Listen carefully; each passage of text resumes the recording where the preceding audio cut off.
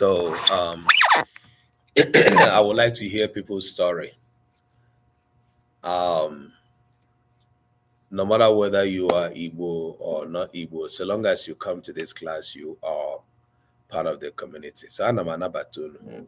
Dịka anyị na-eme nke a, ọ ga-amasịkwa m ka anyị na-emetụ aka na akara ịhụnanya ka anyị nwee ike ime ka ịkwalite nkụzi na ihe ọmụmụ nke anyị na-eme ebe a. So if you are here, you come here, you've been coming to this class regularly. Wow, wow, Nechi. God bless you. Chukwu gozie gị. Oh, Chukwu gozie gị. Daughter of Zion, Kedo. Ana m anabata unu niile. Ndị Chukwu tere mmanụ, ndị Chukwu chọrọ mma, ụmụafọ Igbo, ndị nwere ọgụgụ isi, ụmụafọ Igbo, ndị eji eme ọnụ, ndị eji aga mba, ndị a na-ekwu okwu ha ebe niile n'ụwa niile, ebe ụwa sọtụrụ. You guys know that Igbo is being talked about everywhere. Chukwuebuka Kedo. Dalo, oh no. Igbo is one of the most talked about in the whole world. In the whole world. So it is a beautiful thing. It's a blessing for you to be Igbo. Nenye Chineye Kedo. All right. Please let's share. Let's invite people. Let's not spend much time doing introduction. Kaina Batande Mado. Let's remind our people that are supposed to be here that we're here today. Okay. They won't all. So very soon I'm going to be opening up the conversation, and I would like you to request to come in to share with us your personal your personal story, your personal struggle with Igbo. So do not be shy. If you are an Igbo learner and you do not speak fluently and you want to kind of speak Igbo, don't be shy. We are all Igbo. Mazi Cyprus. Ndewo. But if you choose to speak in English, that's also great. But what I'm going to be expecting to hear is your personal struggle. The conversation is not about, oh, they do this. Oh, people are not doing this. People, no. I want myself. And then if your story involves your family, great. It's all about your personal experience, struggle, effort towards learning Igbo. Ọ bụrụ na ihe na-amụ bụ ka esi asụ, anyị na-atụ anya ịkọrọ ihe gị na ya, ihe na-agabiga na ya. Ọ bụrụ na ihe na-amụ bụ ka esi ede, anyị na-atụ anya ka ịkọrọ anyị gwa anyị ihe na-agabiga. Ya bụ na ịbụ onye na-asụ ọfụma, ịma ka esi asụ, ịmakwa ka esi ede. Anyị na-atụ anya ka ị gwakwa anyị kedu ihe mere, kedu ụzọ isi mụta ka esi asụ na-edekwa Igbo. Ya bụ na ịbụ onye nkụzi, enwere akụkụ Igbo na-enyetụkwa gị nsogbu dịka onye nkụzi, ma ọ bụ ị na-ahụ na-enye ụmụaka ị na-akụziri ihe nsogbu. Ihe ndị a, ụzọ niile ndị a dị iche iche ka anyị ga-achọ ịnụta ihe dị gị n'obi na ihe ị na-agabiga. Anyị agaghị egbu oge. Ọtụtụ ndị mmadụ abatala. I know more are still coming because we're going to have a lot to really talk about. So I am going to declare open today's class, which is going to be in the form of a conversation. And our topic today says, my struggle with Igbo language. I plan to be doing this at least once a month, at least bring out 1 day out of my entire class in the month for us to have a conversation. It might be the last or the first day of the month for us to do that. So you see, I'm sitting down. So please do not be shy in sharing. Okay. All right. Nwada Salid Alo. Ana m anabata gị. I welcome everybody. ndị niile na-emetụrụ anyị aka n'akara ịhụnanya ugbu a, Chukwu gọzie unu. Ana m anabata mmadụ niile. Ndị YouTube, daalụkwanụ. All right, let's share, and let's keep touching the like button. And if you have gift, we are arms open. Another aspect of expectation I have, another expectation I have from us is going to be coming from as a community, as a group. Hey, Craig's Fix, ndewo nam nechi chukwu gozie gị. All right. So another aspect of conversation, if you have something to say in that regard, is kedu ihe anyị ga-eme as a group? What can we do as a community? What can we do as a people to see that our language is preserved, promoted, that our language is not to be relegated to the background? Thank you, brother. Chukwu gozege Chris. And especially in the era of internet, social media, not just necessarily internet, where English is dominating and other African languages are coming forth. What can we do in the presence of the social media where people want to express themselves in Igbo? Igbo young people who use social media want to express themselves in Igbo. The confusion that comes from seeing what people write and what is written is wrong, is correct, is incorrect. And the more we see more incorrect things on the internet, the more Google and the social media sucks in these wrongly written Igbo. And this could create a problem for us. So these are the areas I would like us to focus. Number one, gịnị bụ ihe na-agabiga? Gịnị bụ ụzọ ị na-eji achọ ka ịmụta Igbo, maọbụ ka esi asụ, maọbụ ka esi ede? Gịnị bụ mkpa gị? Gịnị bụ ihe ndị ị na-eme, mgbalị gị? Kedụkwanụ ịma aka n'ihu asụsụ Igbo na-enye gị? Kedụkwanụ ụzọ ị na-enwe mgbalị, maọbụ gị nwa, maọbụ gị na ezinụlọ gị? Kedu ajụjụ ị nwere site n'ọnụ ụmụnne na ụmụnna ndị na-agbakọta ebe a, anyị niile na-amụkọta ihe ọnụ?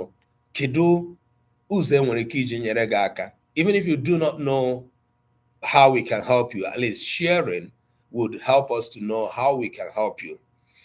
The focus is on Igbo language. I know that when we discuss language, we, by extension, discuss culture, we discuss us as a people. So it is not really necessarily limited to language. So I know we can kind of veer off, but even if we do, we would also get ourselves back and come back to the language. Okay. All right. Thank you. No Yawa foods. Ndewo. All right. Once again, ana m anabata unu. Aha m bụ Dr. Emma Asonye, ọkammụta nwanne unu nwoke Emma Asonye. Ọ bụ mụ na-ahazi ọrụ anyị na-arụ n'Omenka app, nkụzi nke anyị na-eweta kwa izu, nke bụ Mọnde niile mgbe ọ kụrụ elekere 6 nke uhuruchi Nigeria, maọbụ elekere mbụ nke ọwụwa anyanwụ oge Amerịka. Ọ na-abụ nkụzi nke ndị na-ewetara ya bụ ndị Omenka app. Chris Fix, amatara m na nke taa bụ nke mbụ ị na-esonye anyị n'ihe ọmụmụ nke anyị na-eme. Okay, anyị na-asụ Bekee.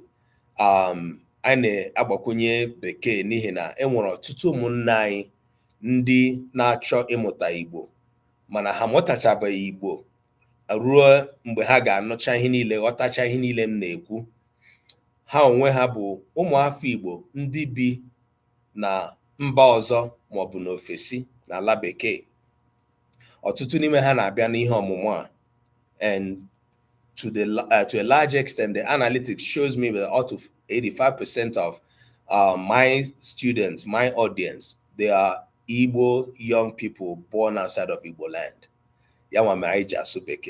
And so I encourage you to bear with us, okay, so that we have that understanding. Ọ ga-amasị m ịsụ naanị Igbo, anyị jiri Igbo na-ekwu ihe niile anyị na-ekwu, mana n'ihi na ụmụnne anyị, they have passion. In fact, they have passion much more than many of us who know how to speak, because it is a situation that so many of them are very, very passionate about, to reconnect with their linguistic identity. So we really need to embrace that situation and see how we can help out. And it is also for the reason we started this class. All right, thank you, my brother. Ndewo. Okay, the floor is open.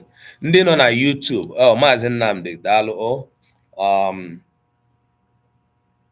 Ndị nọ na YouTube, unfortunately, you might not be able to express yourselves in voice, but you can still chat, because we don't have YouTube interaction one-on-one activated yet.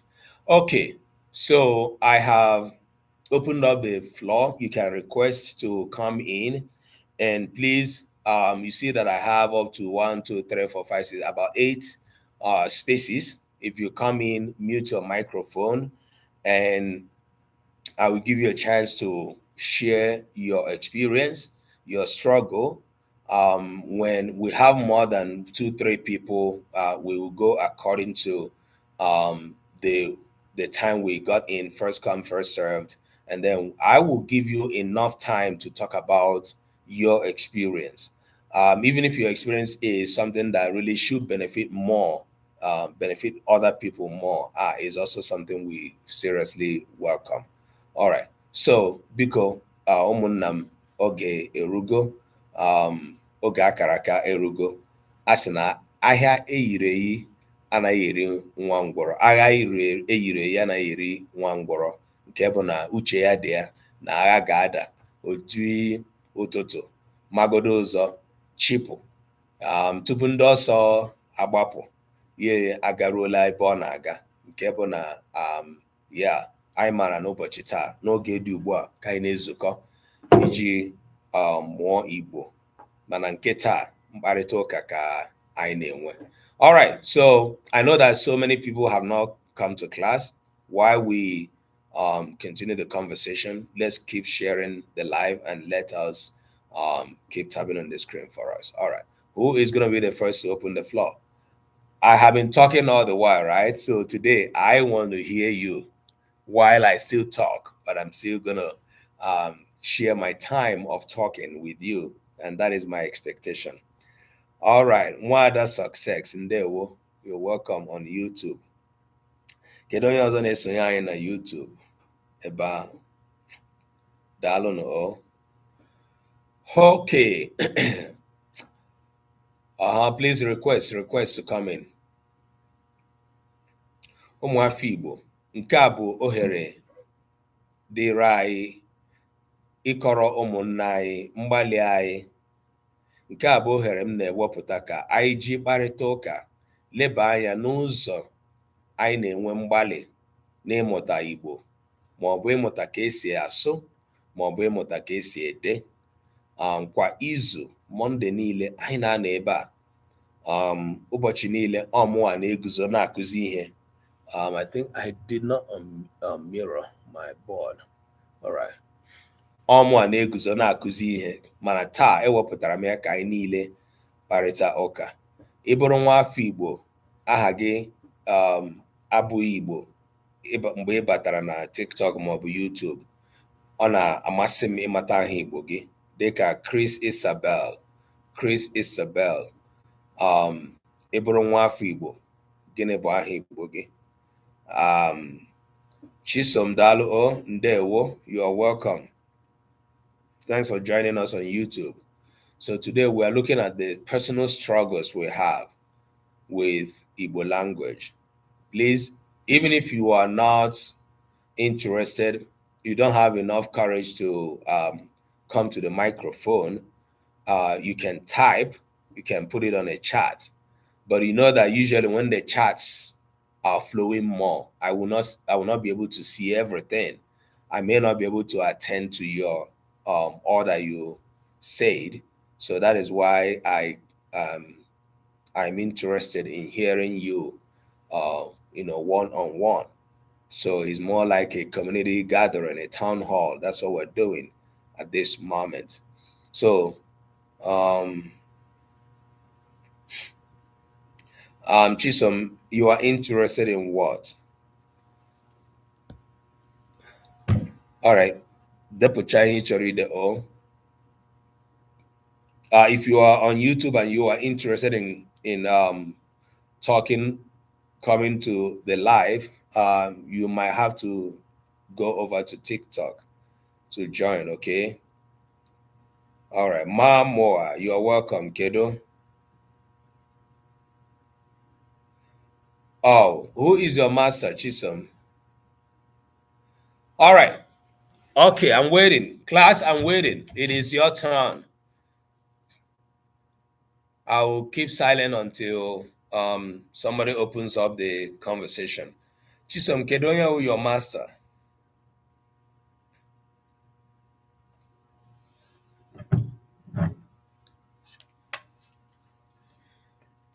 K squared life. Interesting. Your master knows me well, very well. I may know your master as well, right, Chisom? That. Oh, I think I have requests that I. All right.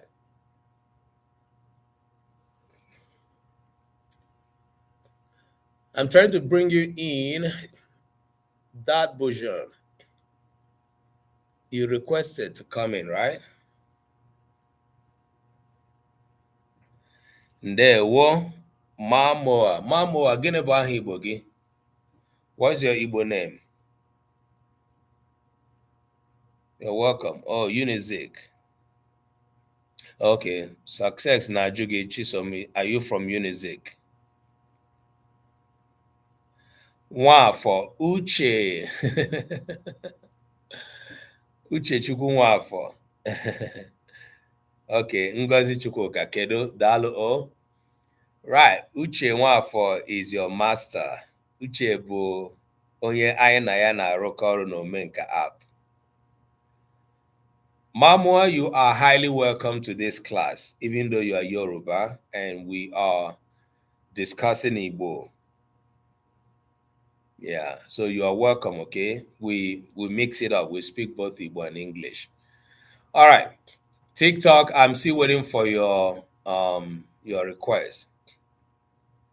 I'm not teaching any topic today. I'm discussing your struggle with Igbo. Yeah, Raphael Uchenna Nwafọ. Great. Ndewo. Onye nkụzi Chidimma Anosie, ndewo nne m kedu. Mark Uche. Mark Ukeche. Ndewo. Oh, I hope I pronounced that last name well. Ukeche. Daalụkwa.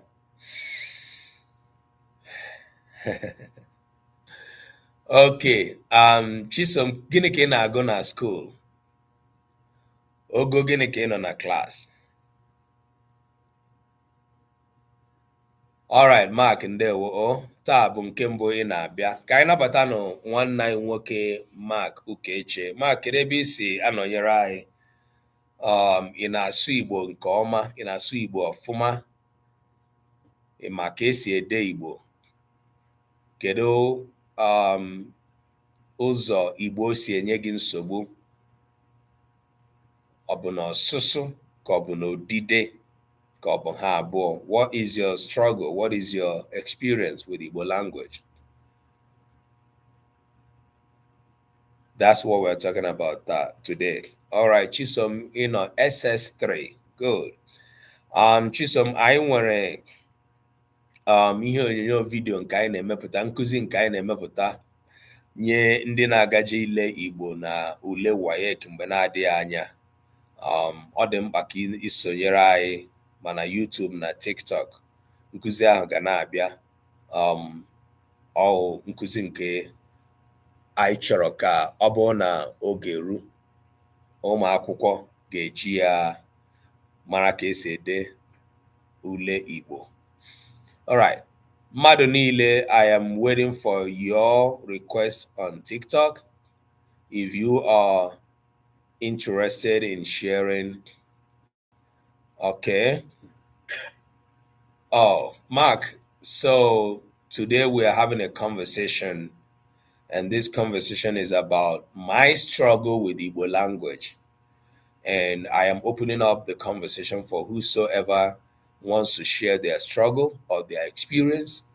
And that's one aspect of the conversation. The other aspect is, what do we do as a people?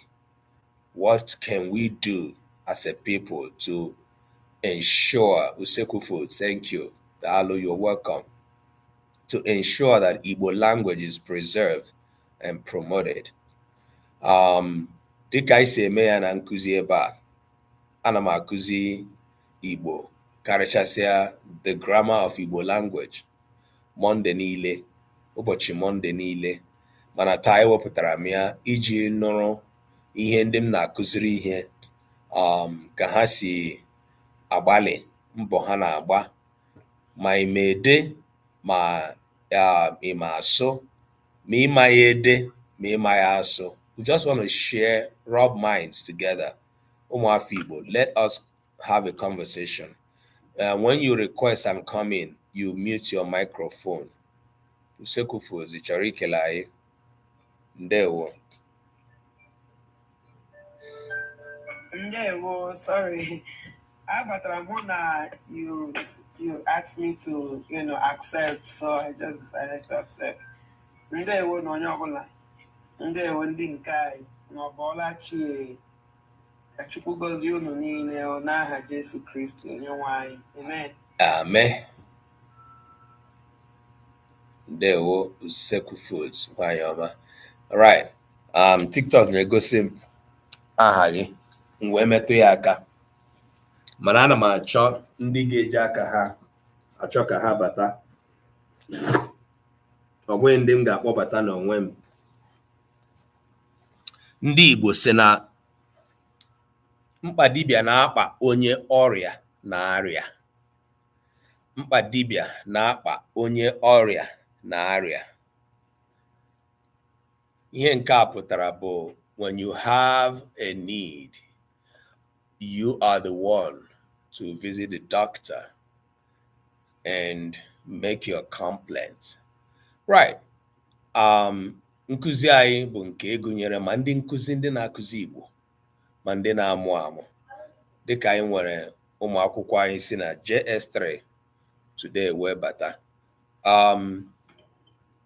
Nwaada Igbo Chidimma Anụsie, ndewo, kedụkwanụ?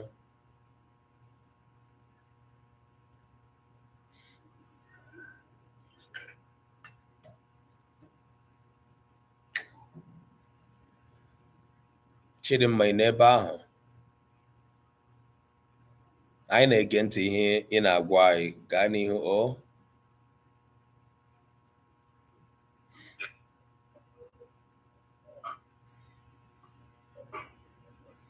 Chidimma, we can hear the background noise on your end. I accepted your request, so please go ahead if you can hear me.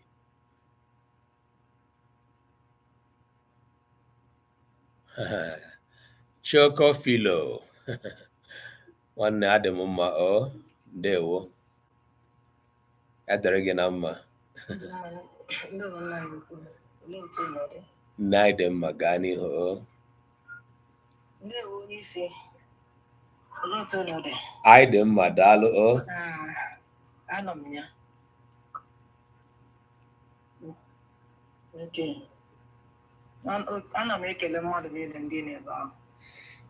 O nwere ajụjụ ị na-ajụ gbasara aramahụ mmadụ na-enwe maọbụ ihe ịma aka n'ihu gbasara ya bụ asụsụ a na-ekwu okwu ya.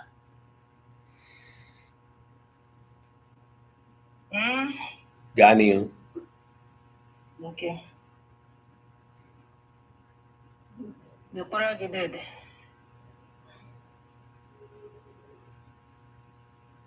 Okay. Ihe m na-ekwu gbasara daalụ dede, gbasara ajụjụ ị na-ajụ aramahụ maọbụ ebe esi ede ya ede maọbụ ka esi asụ ya asụ n'asụsụ ya. O nwere ihe na-enye m nsogbu m chọrọ ikwu gbasara ụdị ihe ndị edere na mbụ, dịka a sị na mgbochi ume anaghị akwụsị okwu Igbo. Ile anya na ụfọdụ ihe ndị ederele, enwere ike pụta ebe enwere abụọ etinye ya hi, ebe enwere atọ ihe dịka ama atọ etinye ya rị, ebe enwere ihe dịka iro etinye ya hi, enwee eze etinye ya hi, enwekwa ihe dịka udo etinye ya hi. Ma na-ajụ si kedu ihe nwere ike ime nwee ike ikpochapụ ụdị ọnọdụ a, n'ihi ọtụtụ ndị mmadụ dịka o nwere ụmụaka m kụzitụrụ mgbe ọnwụ ha na-aza ume, ya echefuo na ume ahụ ederede na edepụchaghị ya na o nwere ike bụrụ ume Chukwu kere. Mede ya etighị m hi mede ume nne ha bịa abara m mba si m na ha na-etige hi na nke ya. Ma na-ajụ si kedu otu e nwere ike isi mee ya ndị nke anyị ghọta otu esi ede asụsụ a, n'ihi a chọpụtara na otu ndị ọcha si dowe ọnụ kpọọ ya ka ha si na-ede ya, ọtụtụ n'ime anyị na-agbasokwe ha. So ajụjụ mbụ ka ihe nwere ike ime hụ na ndị mmadụ ghọtara otu esi ede ihe a, n'ihi otu a si wayek ndị na-ama kekwa ya, ya bụrụ ndị ahụ na-ede eze maọbụ udo tinye ya hi, ya ghọzie ụdọ. Ya bụrụ ebe nwata akwụkwọ bịara dee udo tinye ehi, ya bụrụ na ndị nke ahụ na-etinye ehi na maka ihe ahụ a ga-amake ya kwa esi na onye edeteghị maka otinye ehi. Dịka o nwere mkparịta ụka ihe a na-ekwu ụbọchị ndị gara aga, o nwere izu ndị gara aga na-ekwu okwu akara ụda olu asị ero ma na-aghọtasị ọ nọrọ n'ahịrịokwu na ọ bụzi ero, na ọ nọrọ na mkpụrụ okwu na onwe na ọ bụ ero.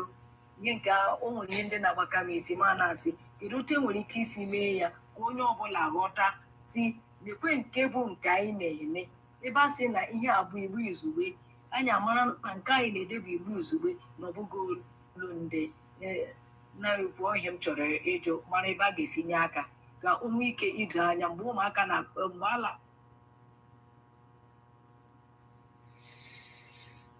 onye isi si ka akụziri ha. Ndewo. onye nkụzi si ka m satụgwede dịka onye wụ nne na nna nwekwanụ aha Igbo ndị anyị makwa dị otu ahụ, si ka m titụ ọnụ bifo gị Ngwa tinye ọnụ gaa n'ihu. Okay. Chidimma, mutezie microphone gị ugbu a. Adanne kwuru okwu ndewo, o Chukwu gọzie gị. Ihe ahụ ị kwuru dịka concern, dịka ihe na-ewute anyị n'obi dịka ndị Igbo, ọ nọ ebe niile, ma ndị nke na-ede ọfọ tinye arụ, ọ juru ebe niile. But eche m na tupu anyị emewe ihe ọbụla, maka dịka ị kwuru ọ ndị ọcha na-amaghị Igbo dere aha anyị otu ahụ, ndị nwekwenye agbasokwe ha na-eso ha ede otu ahụ, kama ha ga-asị mba ọwụ otu a ka esi ede aha m. So echere m na ọ ga-ebido na anyị onwe anyị, ma iwu onye nkụzi iwu nne na nna nwere ụdị aha ahụ, last name gị ma ọ aha nna gị dị otu ahụ, ọ ga-ebido n'onwe anyị. Ma anyị emee ihe ọbụla gbasara ya, ndị ama ga-eme onye ọcha gakwa na-eme ya maka ọ maghị ihe ọ maghị ihe na-akọdo na mbụ, onweghị ihe gbasara ya na ọ maghị ihe ha awụ ha asụsụ ya, so onwe ike amata ya. Ị ga-abịa ide aha onye ọcha si David bụ n'aha ị hụrụ na Baịbụl, aha onye ọcha ọbụla ị kpọrọ gị degherie ya, ọ ga-ajụ nwa ike ekwe. Beta ha bịara degherie nke anyị nwa na-esokwe ha otu ahụ na-asụ na-ede aha anyị otu ọ na-adịghị mma. Ọnwa anyị nwaka ga-ebido isi na ị na-aza ọfọ, iwe Emeka ọfọ, gị ide aha gị ọfọ, ihe onye dere ya ọfị na-ekwesịghị ịbata n'Igbo gị isi mba. So ọnwa anyị nwa na onwe anyị ga-ebido dewe, onye nkụzikwa gị na-eme ihe na-ede otu o kwesịrị ịwụ. Nne na nna kwugwo dị gị si ya na otu aka o kwesịrị, na ọ eziokwu na ị gaghị akụ ha ihe, ị gaghị atara ha mba, ị gaghịkwa na afọsi ya ọ ịmanye ya mee ihe ọ na-achọghị ime. But anyị nwa dewe ya den ndị nkụzi na-emekwanụ research, na-eme ihe nyocha na ọnọdụ ahụ n'Igbo nwere ike ikpekwe ya ị na-ede research paper, na-ede this particular thing, na-ekwu ya o nwere mgbe oge ọ ga-eru ndị mmadụ ga-etere anyị ntị ọ ihe research wụ all about ndị otu ọha o bidoro na anyị ọ ga-ebido na anyị nwa ndewo usekwu fos ana m anabata ndị niile na-abata dịka anyị na-eleba anya na ajụjụ nke nwanne anyị nwanyị Chidimmanụ si ejụrụ ọtụtụ n'ime unu ndị batara na Obinna Odogwu n'ọlọdịmegwu Amaka daalụnụ ana m anabata unu niile. I welcome you all. For those of you that did not completely understand the question our sisters asked, in case you are one of those younger Igbo people that don't understand fully, or you are one of those our friends from outside of Igbo land, our sister is asking the question that touches on our last names, our surnames, and in addition to that, names of places, mostly Igbo, but written in English format. Amaka John, you're welcome. Just mute your microphone and I will get to you, okay? Chidima, also mute your microphone. So the question is about gịnị ka anyị ga-eme. Nwanne anyị nwanyị Usekwufos wee na-asa ya sị na nne nke mbụ bụ na ọ ga-ebido na anyị. Aga m agbakwasị okwu ebe ahụ wee nyekwa ọsịsa. Nke mbụ, ajụjụ a bụ ajụjụ na-emetụta mmadụ, aha mmadụ. Nye ọtụtụ n'ime anyị, aha nna anyị is more like a sacred thing. To some of us, or to a lot of us, our last names are sacrosanct. You don't touch it. Mgbe ikpeazụ anyị mere mkparịta ụka dị otu a, anyị metụrụ ihe gbasara aha nna anyị na-aza aka. But I want to lay a background. The background I want to lay is to give us this information. Ọ bụrụ na ị matabeghị, if you have not noticed, Igbo language, Igbo culture is going through a renaissance period. And what that renaissance is like, a reawakening. There is a huge reawakening. There is a huge awareness amongst Igbo people. So why they Amaka? Amongst Igbo people for the preservation of their language and culture. Ndị Igbo achọghị ka ihe ọbụla metụ Igbo. Igbo achọghị ka Igbo nwụọ is a huge fight. Okay, that is on a general fact. So, ọ bụrụ na isonyebeghị, if you have not joined that train of trying to understand how we got here and how we can heal our land through our language, I want you to know that. Now, dịka ọsịsa nwanne anyị nwaanyị nyere dị, nke ahụ bụ nke bụ eziokwu. Unu maara na ọtụtụ ihe ndị ọcha mere anyị karịrị. O nwere egwu na-emetụ m n'obi mgbe ọbụla m nụrụ ya. That song, if I sing it where my church members are, they will say I am singing egwu ndị mmụọ. But since I hear that song, I heard that song for the first time. Anytime I hear it, it touches something in me. Maybe because of what I do, because of my business of pushing for the preservation of Igbo language. If you have heard this song, Imanando Chaberasiya anya bala mmanwụ le akwanando Chaberasiya etele nzunanya, and the rest of what they sing. It's a very contemporary song, but it's a very deep cultural and historical song. Ndị ọcha bịara mee ọtụtụ ihe. Ndị ọcha bịara lasa, ghasa, gharie, metọọ ọtụtụ ihe gbasara anyị. Ndị ọcha kpara aka ebe niile, ihe niile gbasara ndụ.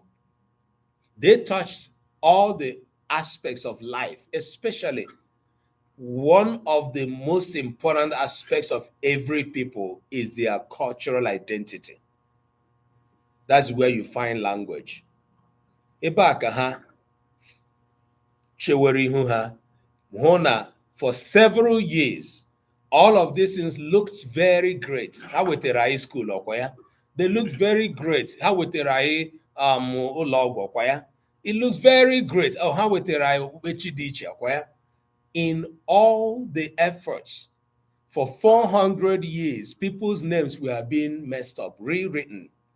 People were being given names that are not their cultural names. Igbo people are one of the most communities that received this method of life. Even when in Nigeria, Igbo people are also the most that resisted, or they resisted the most the invasion of the Europeans.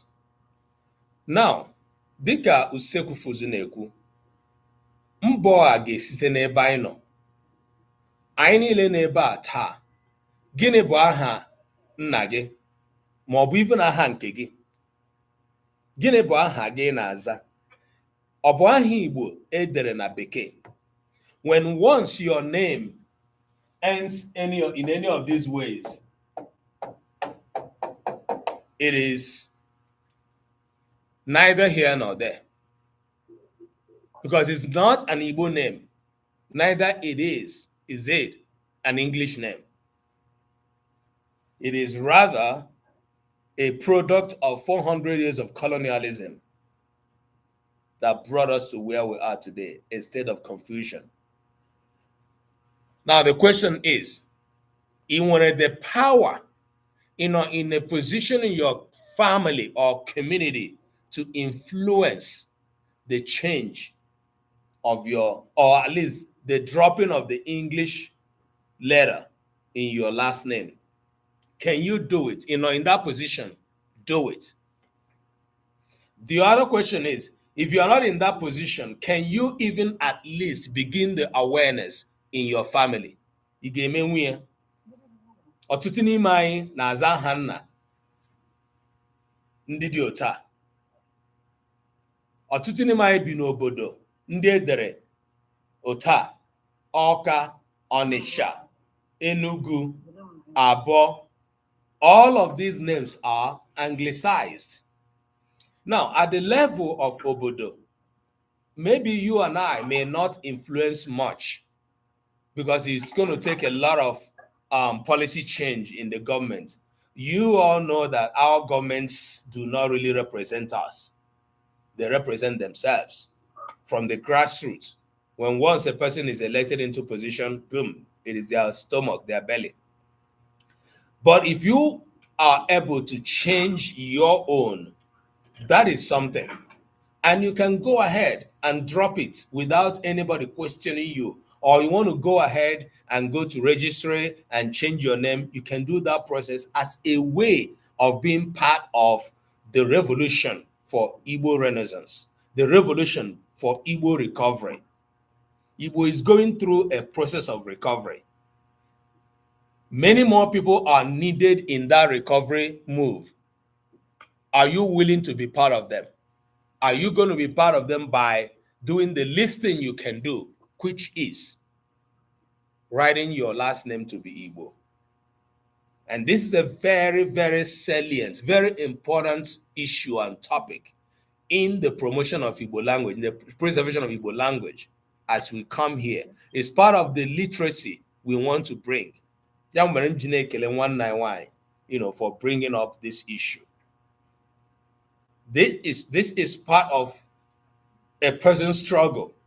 And sincerely, you also do not know how, I detest that. O nwere ndị na-aza aha Igbo abụọ, aha ha na aha nna ha, mana a na-ede ya dịka Bekee. Ka ọ fọzikwa ugbu a, most of our names now are becoming more like, English. I mentioned it the other day. Today now, onye na-aza Ozioma, anyị ji mara ya dịka Ozi, at least Ozi somehow is still Igbo, because it's still taking the form of Igbo construction. Okay? Now it's leaving Ozi to now answer Oma. And by the time you hear Oma, you will never ever think that the name is Igbo. Never. And recently again, I'm beginning to hear that somebody answering Ifeoma can leave Ifi and now answer Oma as well. So there's a huge confusion that is generating from our names. Nkiri Igbo daalụ onne m. Ya dịrị gị na mma. Nwa gị kwanụ. Daalụ. All right. So, ọ bụrụ na ị na-abata ugbu a, taa ka anyị na-eme mkparịta ụka. Mkparịta ụka anyị hiwere isi na mgbalị anyị na-agbalị n'ịkwalite asụsụ Igbo. Ọ ga-amasị m Nkiri Igbo ka ikwuoro anyị okwu ebe a n'ihi mgbe m hụrụ ihe ị na-eme na TikTok, ọ tọrọ m obi ụtọ, ọ masịrị m nke ukwuu. Na klaasị e nwere ọtụtụ ndị nne ndị na-abịa ebe a, ndị na-ajụ ajụjụ ihe gbasara kedu ụzọ ihe m ga-eme, kedu ihe ndị m nwere ike ime ka ụmụ m ndị m mụrụ na ofesi na ala bekee nwee ike ịmụta Igbo. Nkiri Igbo is an example of that. If you have not seen her works, go to her page, Nkiri Igbo. She is a powerful teacher of her own child.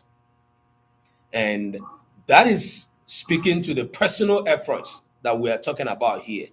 Ọ bụrụ na ị werebe ihe anyị na-ekwu dịka ihe dịrị gị ime, if you have not taken this as a personal effort, this is what we are calling for in this program, Igbo Literacy Project. Ụmụafọ Igbo ga-amụtasarịrị Igbo. Ụmụafọ Igbo ga-enyerịrị aka ka Igbo bụrụ nke a ga-akwalite. Ka ụmụ anyị ndị na-amaghị Igbo asụ nwee ike ịmụta Igbo. Ụmụ anyị ndị a na-amụ n'ofesi na ala bekee na n'obodo ndị ọcha. We are still dealing with the mess up ha mere our names.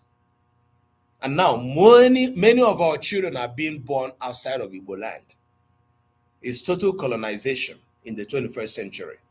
That's what we're still going through.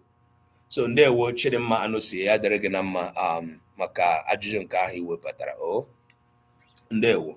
All right. I can on a mkparịta ụka, and we are looking at our personal efforts towards Igbo. And this is Igbo language. So ọ bụrụ na ị bụ onye na-amụ ka esi asụ, kedu ramahụ, kedu ihe na ihe ndị na-esiri gị ike na ịmụta ka esi asụ, gị bụrụ onye na-amụ ka esi ede, kedu ụzọ o si esiri gị ike. I chọrọ ịnụ. I do teach here every week, and when I come, mostly you hear from me, I talk. Today, I'm giving you the opportunity. I am surprised that I have not had a full request here on TikTok. Everybody, you are all listening to me. And sincerely, I am not ready to be the talker today. And I want you to be, to share in that time of talking with me, and especially as it concerns you. All right, so I'm waiting for your request. Ndị na-esonye anyị na YouTube, daalụ. Chisom ọ dịka ịlachiziri na YouTube as well.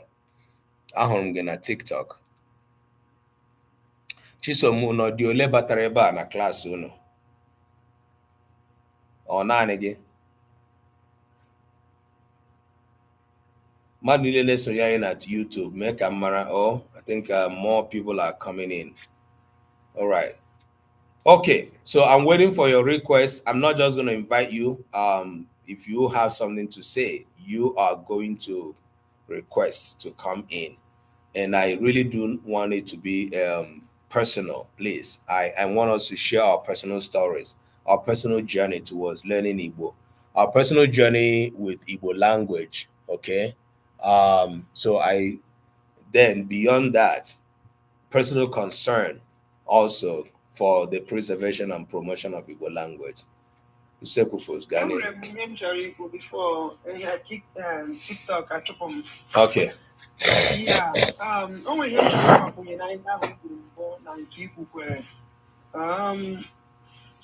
enwere ngasị severally ọtụtụ oge ndị ọcha na-achọ ma ọ ga-ekwe ha mee ịgbanwe aha m bụ Ezinne nga na places m dere aha m ebe a na-ede aha m ga-enye ha ID m bụ AZENNA.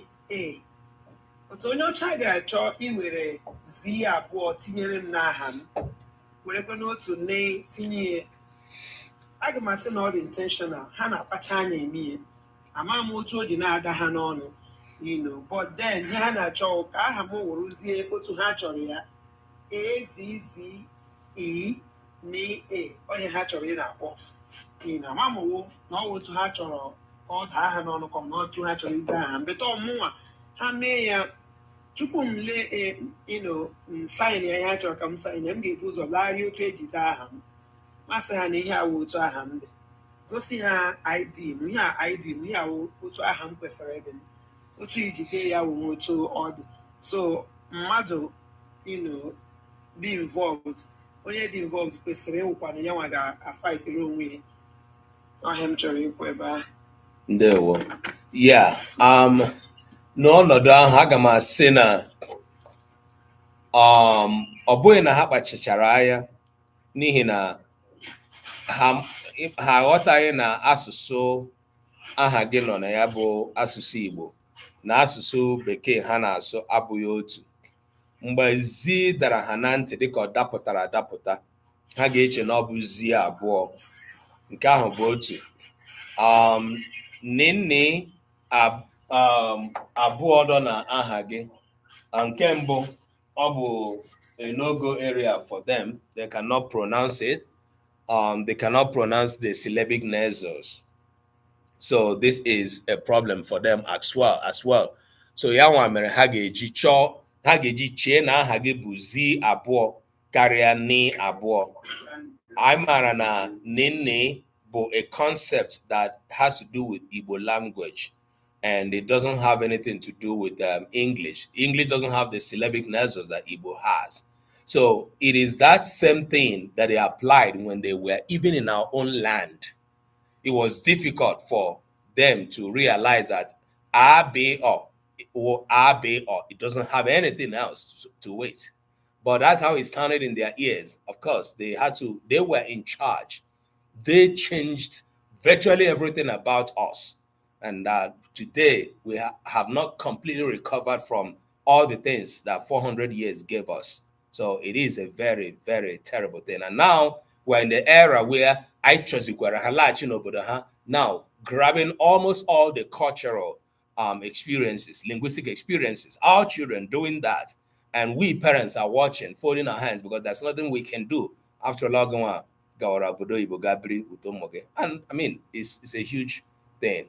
So yeah, that is what is going on there. Z, the way it sounds in your name may have sounded them like double Z, why they cannot produce nene, as it is in Igbo.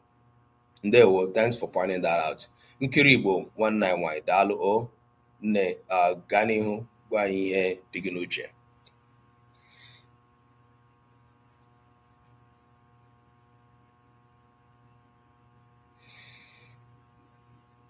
That's your milk. That's your milk. That's your milk.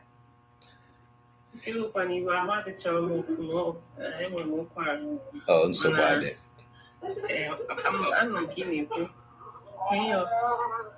Ndo.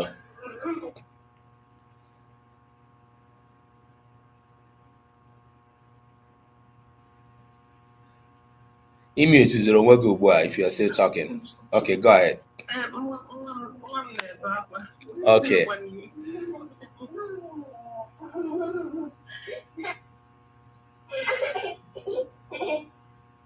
Onyenwa bụ nke na-amụ Igbo ugbu a. I see. Si asụtụrụ na Igbo ndị ọ mụtagoro. Okay. All right.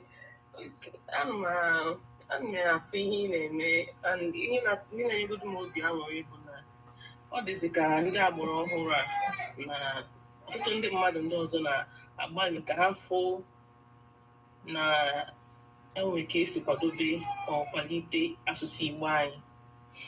Ịma na n'oge mbụ ọ na-abụ aja ịsụ Igbo asị nwatakịrị asụkwa n'Igbo sụgo Igbo sọsọ Igbo ga-asụsụ n'Igbo.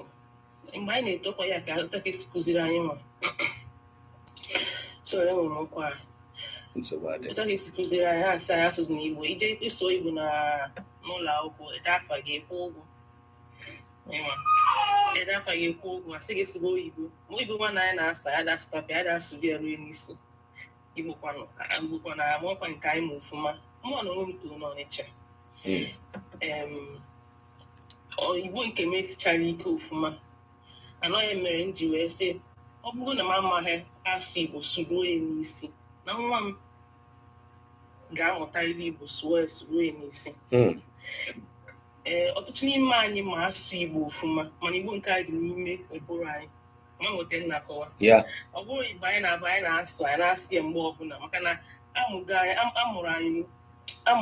amụziri anyị na agba a na-abụ onye na-asụ Igbo ịmanụ asị gị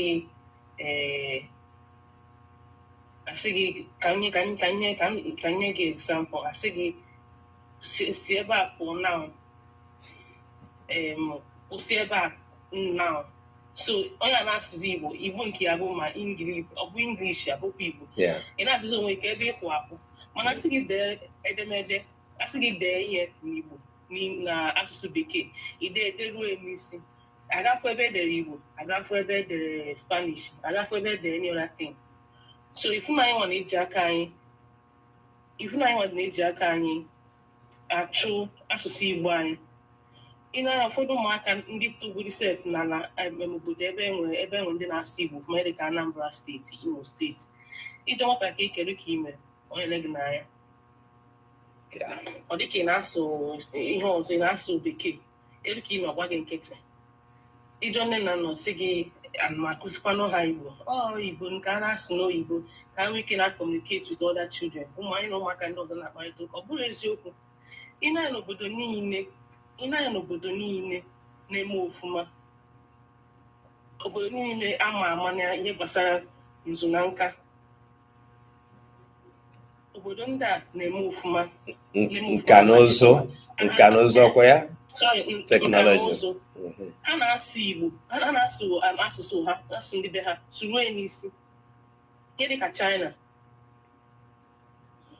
ndị ụmụ obodo ndị ọzọ ma China ịmagodi nke ofụma ha na-asụ Igbo suruo so ihe ndị a ka m nechere anya mụ na di m na ma ezinụlọ m I wee sị na ọ ka mma na mistake a ndị nne na nna anyị mee anyị nwa na onwe anyị ka anyị ghara iburu ekwuchekwara ụmụ anyị maka na language asụsụ ka m sụọ na English asụsụ na-dilute ọ bụrụ na ide asụ esuru n'isi ihe apụtara bụ ihe ahụ ịma bụ ihe ga-enye ụmụ gị ana ụmụ gị na onwe gị ụmụ gị ha tolitekwa ihe a ga-asụ ga-epe mpe karịa ihe ndị nwa na-asụ ụmụ eruzi ma Igbo nwanụ asị nwatakịrị bịa ọma ya bụ bịa ma nweta nna akọwa asị nwatakịrị kwụsị ọma ya bụ kwụsị maka na nke nne ya kụziri ya ọ nne ya kụziri ya ezuru oke ị na-anya na ebe m nọ nne m ka ma asụ Igbo ana amakwa m na nwa nnukwu m ma ọ bụ nne mụtara nne m ga-aka m nne m asụ Igbo anụkụta ka ọ ga-adị ihe o jikwa ndị nna nna nna ha ya aka asụ Igbo karịa ndị agba ọhụrụ maka na gịnị na ha ewere asụsụ ndị ọzọ na-etinye n'asụsụ ha so ama m na-ajụ iwu akwụkwọ bụ kedu ka anyị si agba mbọ asụ Igbo so ya bụ ihe m lechara ya wee sị na nwa m nwaanyị ọsọgodi ya nụrụ Germany ya na UK ebe ọbụla ọ nọ ọ ga na-asụ Igbo ọ na-asụ Igbo kịta karịa m na-ekwu maka echi ọ na-asụ Igbo kịta karịa m maka echi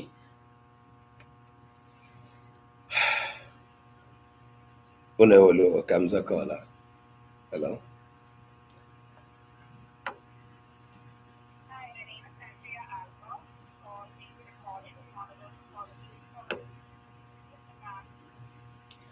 all right sorry ihe m desire na I'm expecting a call and they gotta be fixing my door so they're supposed to call at 12 all right ndewo nne m gaa n'ihu okay so Chimamanda nwa m nwaanyị ihe m bido Chineke mekwa ebe ọ bụ na a ga-ama akwụkwọ na secondary school ebe anyị nwere Igbo language akụziri anyị Igbo language so omekwa ụmụ at least ụfọdụ ihe ndị mma amacha m iwu ozugbo ruo to some extent mee onwe ike na-akụziri ụmụ ndị a macha ọ bụrụ na nna asụ ha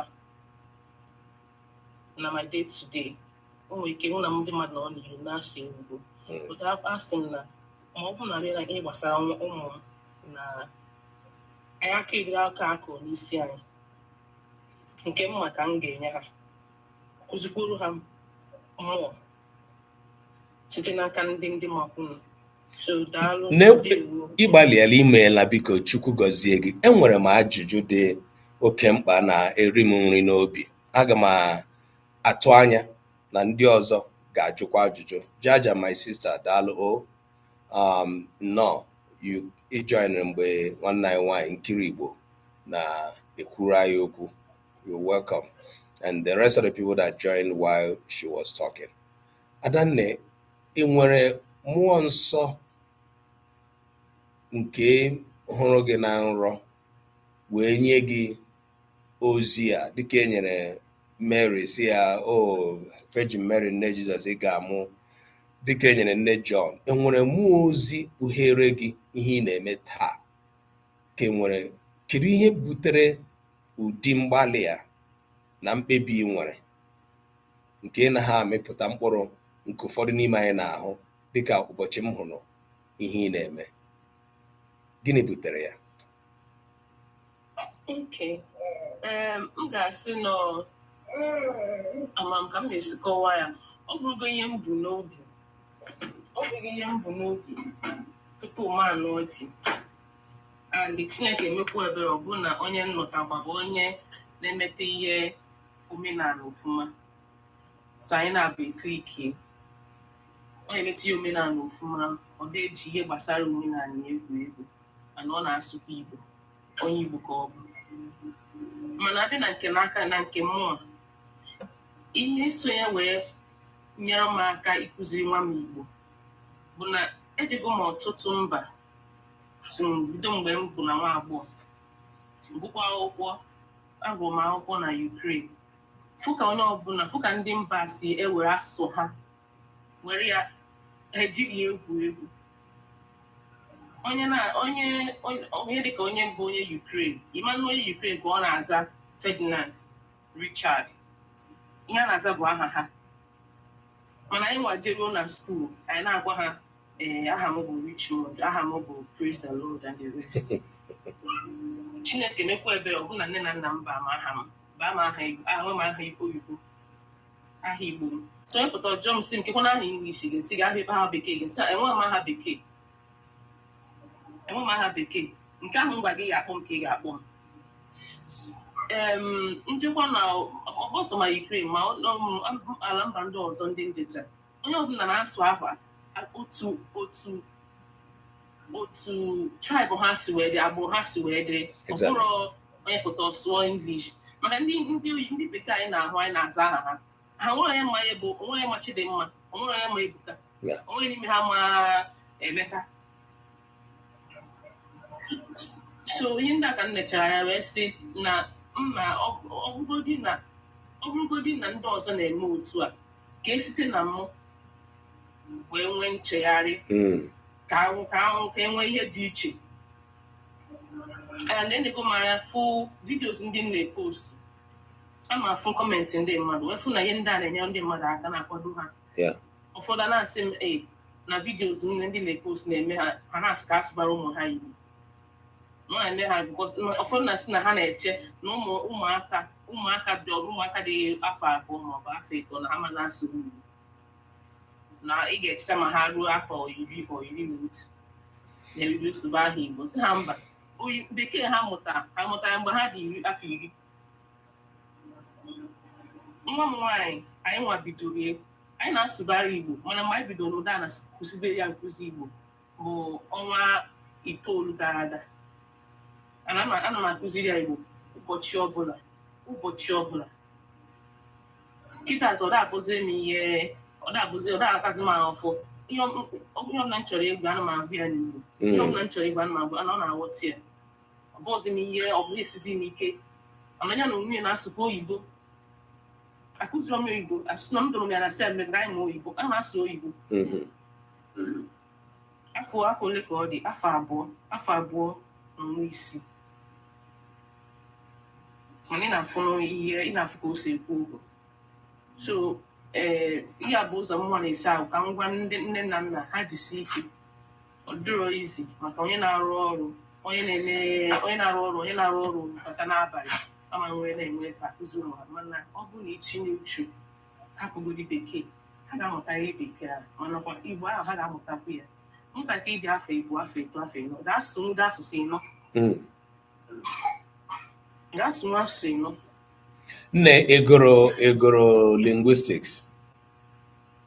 Mba, O nwere ihe goro gbasara asụsụ? mba. Ihe m bụ dọkịta oyibo ka m. Ndewo. Daalụ. Ọzọkwa. Maka ebe m gagoro agago m oke ihe dịka ebe m gaa na Ukraine, a na-asụ Ukraine, asụ Russia, mụọ German, mụọ French. Ọ bụ na ndịcha nnọọ na m na-eme ofụma na ya, mana mmadụ sụọ m ga-aghọta. So maybe amarọ m, mana ihe gbasara asụsụ ememe ọhụrụ m na akwụkwọ. Ndewo, Chukwu gọzie gị. Maka ndị na-amaghị onye nkiri Igbo bụ aha TikTok ya bụ nkiri Igbo, gaa lee ihe ọ na-eme. Ọ ga-enye gị ọ ga-emeghe nwukwu gị anya ịghọta ihe ọ na-akọwa ebe a, na ihe mere m ji chọọ ka ọpụta ebe a kwuoro anyị okwu. Ana m achọ ikwutu okwu na ụfọdụ ihe ndị i kwuru. Site n'ikwu ihe a, ana m agagharị ma m nwee ohere elegharị ihe ndị mmadụ na-eme na TikTok gbasara Igbo, karịchasịa ndị na-akụzi Igbo mana TikTok, mana YouTube, mana Facebook. And otu ihe m na-agbalị ime bụ ide ihe. Ọ bụ onye mere ihe kpara m obiọma, m sị na ihe niile o mere dị mma, ana m adịsị gị jisie ike, Chukwu gọzie gị, and all of that. I open up that chat, that conversation, that relationship. Ọwụ onye mere ihe m chere na ọ dịghị ozighị ezi n'Igbo, karịchasịa n'ide Igbo, it triggers me immediately. And I also do not leave that page without commenting to say, nne ma ọ bụ nna, ị na-agbalị n'ihe ị na-eme, mana nke a idetecha ya, ị nwere ike ịmụrụ akọ ebe a. So I try to do that. The reason is because onwe an area I know I have a calling in, it is to help Igbo people to know how to write Igbo correctly. Mana ihe nwanne anyị nwaanyị na-eme bụ getting them, catching them young, starting from her own personal experience. You don't know what it is. Ọwụ na-enweghị a parent, ị maghị ihe ọ pụtara bụ ịkụziri nwa gị ihe. You hardly can be a teacher to your own child. It's one of the hardest things you can do, especially starting from that childhood. But anyị na-agụ n'akwụkwọ nsọ, na-agụ ya with kedu aha bekee m ga-etinye ya, anyị na-agụ ya with joy, anyị na-agụ ya without putting much thought to it. Mgbe ọbụla anyị na-asị, hey, nne Moses wee kpọrọ Moses, o wee na-akụziri ya, ọ na-enye ya ara, ọ na-agwa ya na ịbụkwa nwa Hibru. Ọtọ anyị na nne Moses mere ya n'ihi na ọ onye Bible. And then we finish, eji ya kụziere anyị, eji ya mere anyị preach, anyị ala. Next Sunday, we know this thing by heart, right? But we do not practice it. Nkiri Igbo nwanne anyị nwaanyị bụ an example of gịnị mere m ji na-ekwu with no exception. Anyị nwa bụ ndị nne na nna, bụ ndị ka enye nsogbu ugbu a n'ihe gbasara ime ka Igbo nwụọ pee. We go solo in terms of going out to promote Igbo language by wearing isiago and all manner of things. We go and do cultural festivals. So many times we leave our children back home. We come back, we speak Igbo English to them. We give excuses. And to a very large extent, ọtụtụ ndị nne na nna, they have given up. They thought, okay, kekwe ihe a ga-eme. After all, I'm living overseas. I'm in America, I'm in the UK, I'm in this and that. You don't know you are killing yourself. You're killing your generation in your child. Ọ bụrụ na ihe nwanne nwaanyị na-eme abụghị ihe bara uru, ya na di ya ewee gbakọta aka sị mba, nwa anyị agaghị ede ya na Bible. So even if we think that, oh, we don't have a living example, look at it. Nke a bụ nke mbụ. Nke abụọ wee bụrụ, If you are living overseas, you may have heard, sometimes our people will say, "Kini ihe mo gaji abụ onye ga obodo oyibo o buruzie ihe gbasara omenala Igbo n'isi." Ama m ịnụtụgo ihe dị otu ahụ. Good. Ọtụtụ mgbe ụmụnna anyị na-ekwu, gịnị metere onye gafehala obodo oyibo ọ bụrụzie ihe gbasara omenala Igbo n'isi? The fact remains that ịga njem ịghọta ije. Akwa ana m eji agụ egwu ebe a. Ana m ewere egwu ahụ anyị na-agụ mgbe anyị dị ntakịrị sị ịka nka ịghọta ije. Ana m etinye ịga njem ịghọta ije. Ya nwa mere ndị Igbo ji sị onye na-aga njem ka onye isi awọ ihe ama.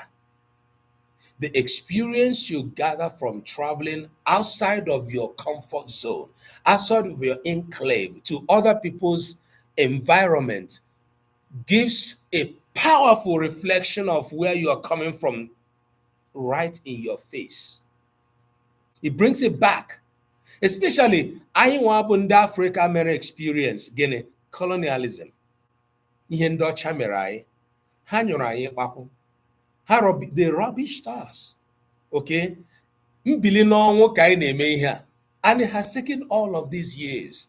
Now, what we are doing is that social media has come to give us a very powerful tool to complete our renaissance. And that is why in this program, thank God today we have our sister that will have this conversation.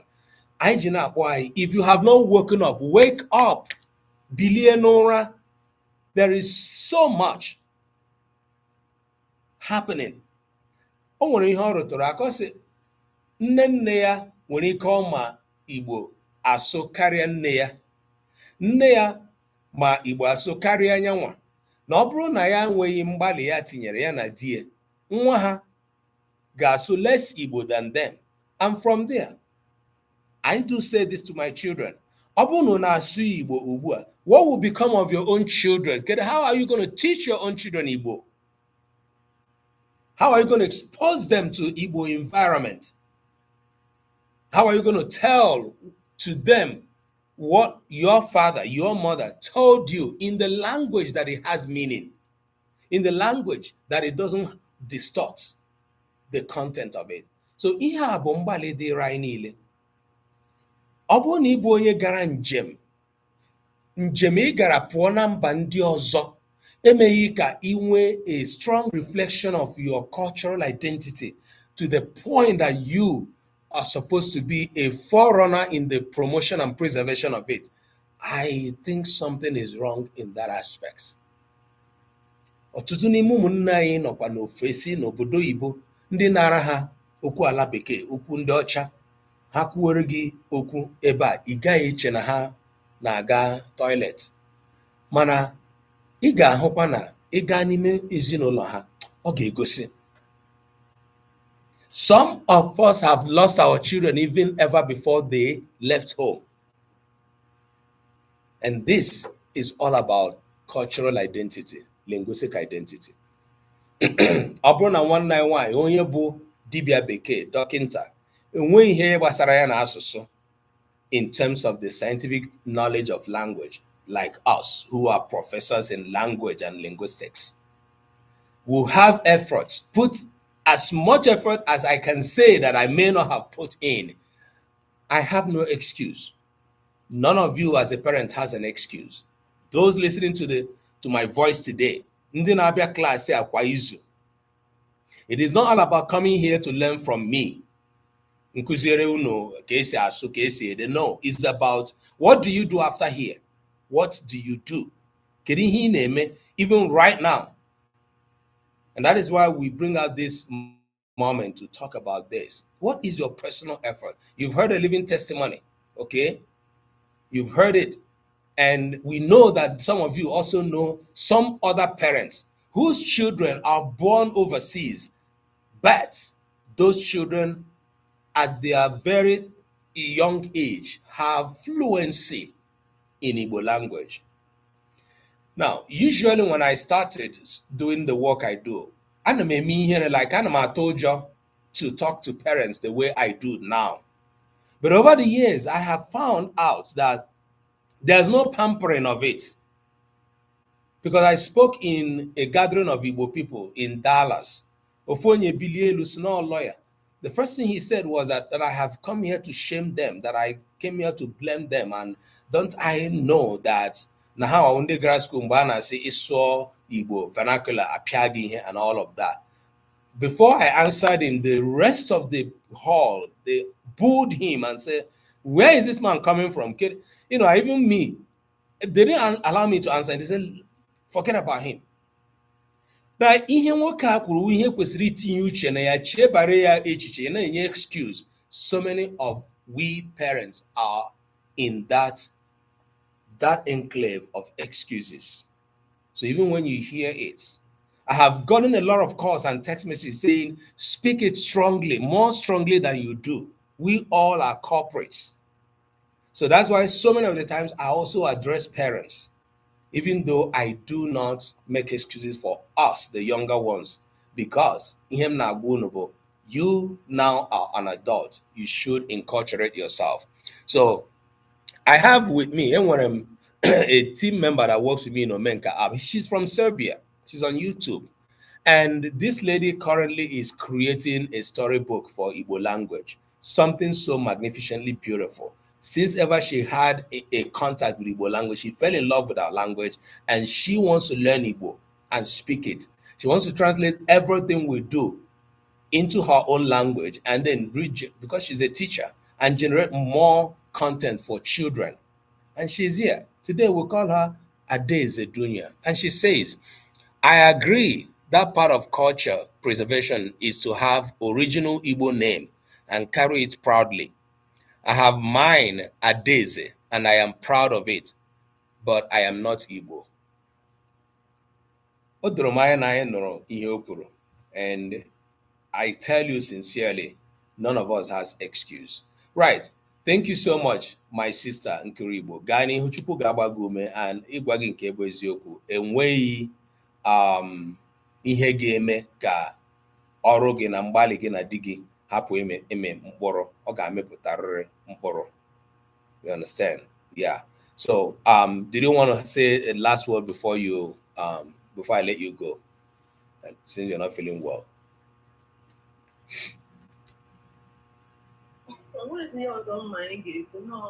Biko nye anyị ndụmọdụ gbaa anyị ume. Ndụmọdụ ga-enye ndị nne na nna especially Igbo, ha marụ na Igbo anyị ọ na-anyụzi ọkụ. Igbo anyị na-anyụzi ọkụ. Mkpụta dị ebe a nọ, biko. Mkpụta dị ebe a nọ. Ọ na-anụ mkpụta ebe a. Ya, anyị na-anụ olu nwa gị n'azụ. Okay. Na Igbo anyị na-anyụzi ka ọkụ. Dịka m si wee kwuo na mbụ, Igbo mma, nne m ka masị Igbo. Ama m na mma nnukwu m mgbe m mata mma nnukwu m, ọ na-asụ Igbo nke adịmanụ oyibo na adịmanụ bekee m. So ọ bụrụ na mma nnukwu m ka mma masị Igbo, mma ka m masị Igbo. Ị nwere ike ịgafetu ebe anyị agaghị n'olu ya. Ọ ga na-eso maka eji. Oh, okay.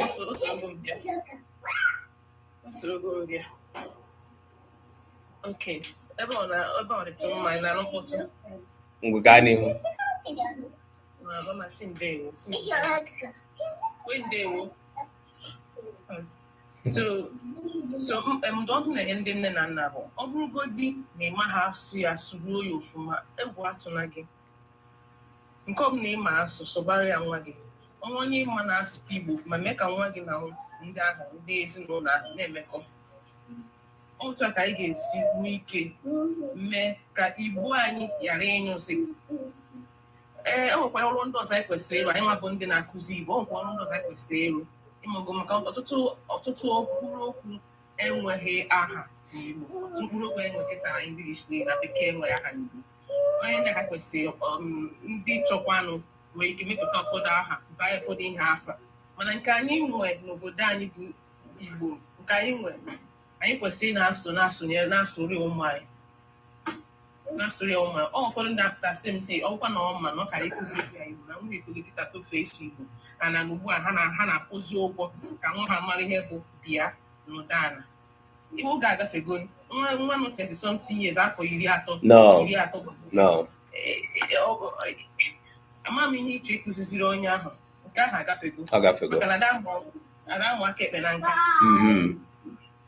So ndụmọdụ m na-enye ndị nne na nna ọ bụgodi ama m na o siri ike ịrụcha ọrụ bata ike abụghị ụmụ ya ndị ọzọ ọjọkwa izi efu nwa gị ka ọ na-asụ oyibo esi asụsụ n'oyibo si dị Igbo na-asụ ọ ga-adịkwa gị na mbido ọ ga-esichi ike mana otu mgbe eji nwa m nwaanyị Chimamanda wee na-ama atụ mgbe anyị bido ọmaghị ebe obi ya nọga na pụọ mana ugbu a adịmanye nsogbu esu ya iri ọgbarụ ma ụda akpọ ma ụfụ itinye uchu nwatakịrị obere nwa 2 3 4 6 7 even 9 years nwa gbara afọ nwa dị afọ 9 10 gbagote nwa obere nwa even nwa agbọghọ itinye uchu sụọ ha ihe sụọ ha asụ ha ga-amụta ya 6 months ọnwa 4 ọnwa 5 ọnwa 6 depending na mgbe ịgbara n'isi ọnya ọ ga-asụ Igbo ọfụma.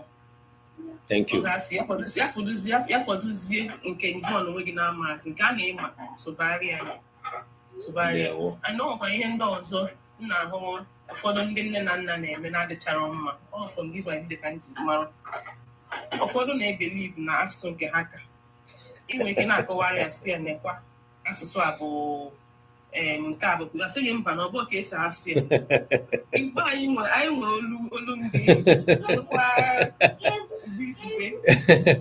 nke ahụ ịma nke ọbụla ịma sụgharịa nwa gị ọ bụrụ iwu na enwe nke a ga-asụ ka ọ bụ na bụ the best kacha mma sụgharịa nwa gị nke ahụ ịma ọ ya wa ka anyị na-ekwu ebe a oke ndewo nwanne m nwaanyị daalụ Chukwu gọzie gị unu anụla ihe niile o kwuru ebe a anyị na-agbakọ mbọ ịgwa ndị na-asụ Igbo n'ihi na ọtụtụ mgbe m na-akụzi ihe some people will come up and say what type of Igbo are you teaching or which Igbo are you teaching some people will say is this Owerri Igbo I say no, this is standard Igbo. So and the policy I nwere na ọrụ anyị na-arụ n'Omenka app is that if you are an Igbo speaker, if you grew up learning your dialect, speak your dialect. Speak your dialect to the extent that whosoever you are speaking to understands you well. But learn the standard Igbo. Learn how to speak it, learn how to write it. The reason is because it is glaring right before our nose. The English we all struggle to learn as Nigerians is the English we call the standard English. Now, today, whether it is in the American one or the British one, it is still the standard form of that language. No standard language, no well-established language that does not have the standard form of it.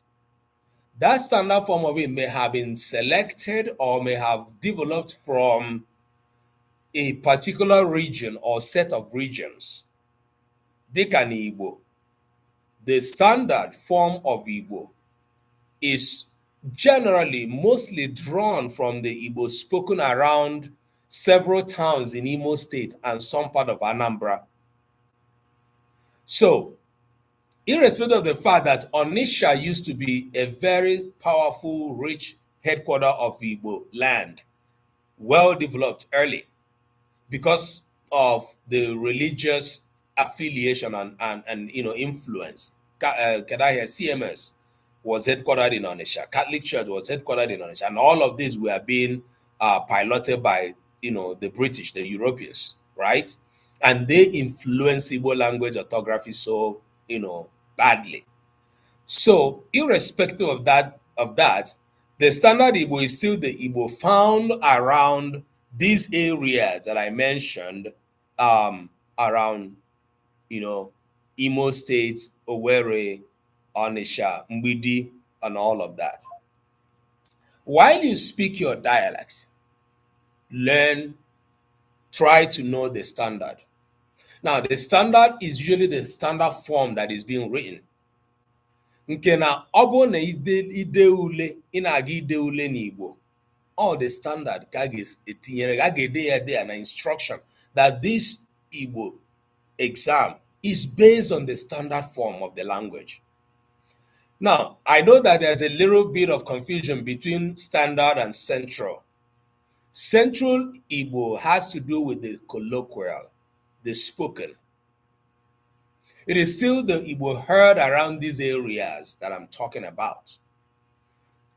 They are the ones that speak mostly the Central Igbo. But irrespective of my Isienugu, Wawa, in all those areas, Mission Hafia, Abreba, and all of that, Icho Ide Igbo Nule, as a student, Onwaginede Ule, the standard Igbo, Kageje Setria Igbo. Yanwa mere Igbo ji si Igbo na-asụ n'olu n'olu mana akwa ụkwara ọ bụrụ otu. Every language that is established has a standard form. It is that standard that is being expected to write when you are writing. You can't be writing a letter today that is regarded official or whatever, and you are writing it in Pidgin English or Nigerian English, irrespective of how Nigerian English has been well established. Dịka nwanne anyị nwaanyị rụtara aka, ụfọdụ ndị nne na nna ndị na-asụ a certain dialect, especially this has to do with people who are from Anambra area. The Anambra dialect seems to be more out there, like I said, because Onitsha used to be a headquarter of Igbo. So people had this pleasure identifying with Onitsha dialect, or rather Anambra dialect, whatever that aspect of it is. It's still something going on today. If you watch the Nollywood videos, ị ga-ahụcha ndị people like Kanayo or Kanayo who come from Mbise. You will see him speaking the Anambra dialect. It might be maybe he grew up there or he has, but there's still this thing on social media that, oh, an average Igbo speaker wants to identify with that dialect. And now this can create that mentality of a person who comes from that dialect to say, Igbo aibu nke bụ Igbo. But it is not until you want to write Igbo as a written form. If you write your dialect, if you write it as something that has to do with a test or something, you failed. You can't write your dialect for a standard form, even if your dialect is writable at all. So the standard form of Igbo, Boyabo, the acceptable form. That is why we encourage, as beautifully as you can speak your dialect, learn to speak and learn to write the standard form of Igbo. Odozi Akuchinwe ndewo o daalụ. You're welcome. All right.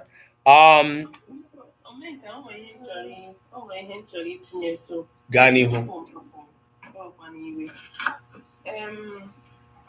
Ịma na mgbe nna nke okwu ikpeazụ m kwuru a na-ekwata gbasara asụsụ ma ya ndị ọzọ, ọ dịkwa mkpa na mmadụ na ndị nne na nna ma ụmụaka mụta ka esi ede ihe n'Igbo. Akụkụ nke a tinyere m ya ọnụ, ma ekwesịrị itinye ọnụ na nke maka na ọ bụ ọsọsọ ịsụ asụsụ Igbo ka ya na-eme. Ekwesịrị ịma ka esi asụ, ma ka esi aghọta, makwa ka esi ede. Maka na ọ bụ na imede bekee, ọnụ imede bekee ekwesịrị ịma ka esi ede Igbo. Otu a omenka onye nkụzi anyị omenka si akụzi ka esi ede Igbo. Ọ dị oke mkpa maka ịmara ede, onye fọkwa n'ahịa idere ede, onye nwere ike ịgụta nwe mara ihe bụ n'obi. Daalụ. Ndewo nne m, imeela maka itinyekwa ọnụ na nke ahụ, n'ihi na Igbo bụ otu n'ime asụsụ akacha edejọ n'ụwa taa. And ihe o ji enye m nsogbu, ihe o ji agbaghere m isi, ihe o ji agbakasị m isi bụ na ndị ka edeji Igbo bụ ndị Igbo n'onwe ha, the Igbo speakers. And like I said, this has been like a generational thing. Nobody paid attention to it. Ndewo nnem. Thank you. Starting from the fact that Ndocha Biragari asụsụ anyị, bringing the foreign orthography that the church influence created. ana bịa bụrụzie na anyị niile bịara bụ ndị were onwe anyị tinye n'ime ụka. Anyị niile bụ ndị na-ekpere Chukwu site n'ịga ụka. Igbo people are one of the most religious people that are worshiping God through Christianity in the world today. To the point that we are beginning to think it's our birthright.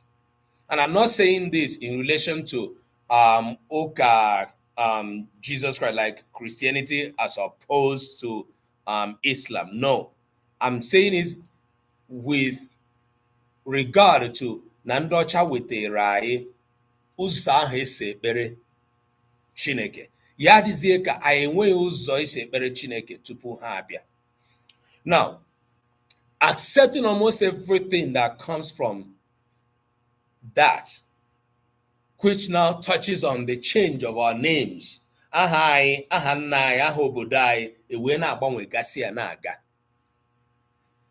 That led to what we are suffering from today. Ya nwa mere na Igbo bụ otu n'ime asụsụ ụwa a na-edejo edejo. Ọ bịakarịcha si ya njọ na ndị na-edejo ya bụ ndị nwe asụsụ n'onwe ha. Another thing that is playing a role there, Bona, the pride and the ego of Igbo people. An average Igbo person has ego. Has an ego that, which of course is not necessarily a bad thing. Oh, ya nwa mere ndị ọzọ ji atụ anyị ụjọ dị je emere anyị anya ukwu. The ego of an Igbo person, right? But the extent to which it hurts us is the extent to which we refuse to learn or even to unlearn and relearn.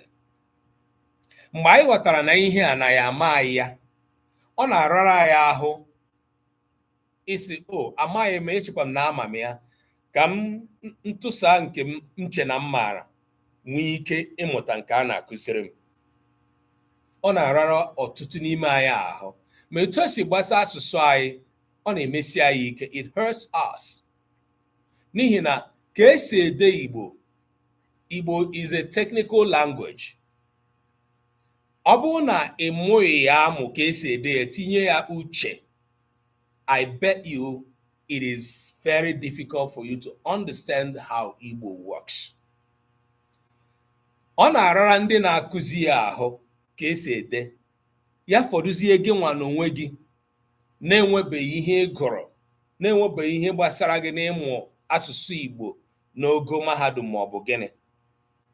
Ya nwa mere anyị ji na-akpọ oku a, ndị niile na-ege m ntị, all that you listening to me right now, I continue to call on this.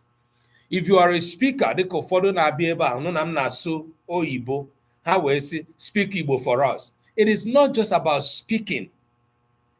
It's still also about writing, like our sister has rightly said. Ọ bụ na iche na ịma asụ, ya anyị na-asụ, kedu maka odide?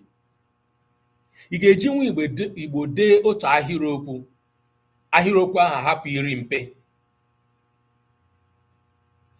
Ihe ọzọ nọ na ya wee bụrụ na ụfọdụ ihe ndị na-ara ndị mmadụ ahụ odide n'Igbo bụ ụmụ irighiri ihe na-enweghị ihe ha bụ.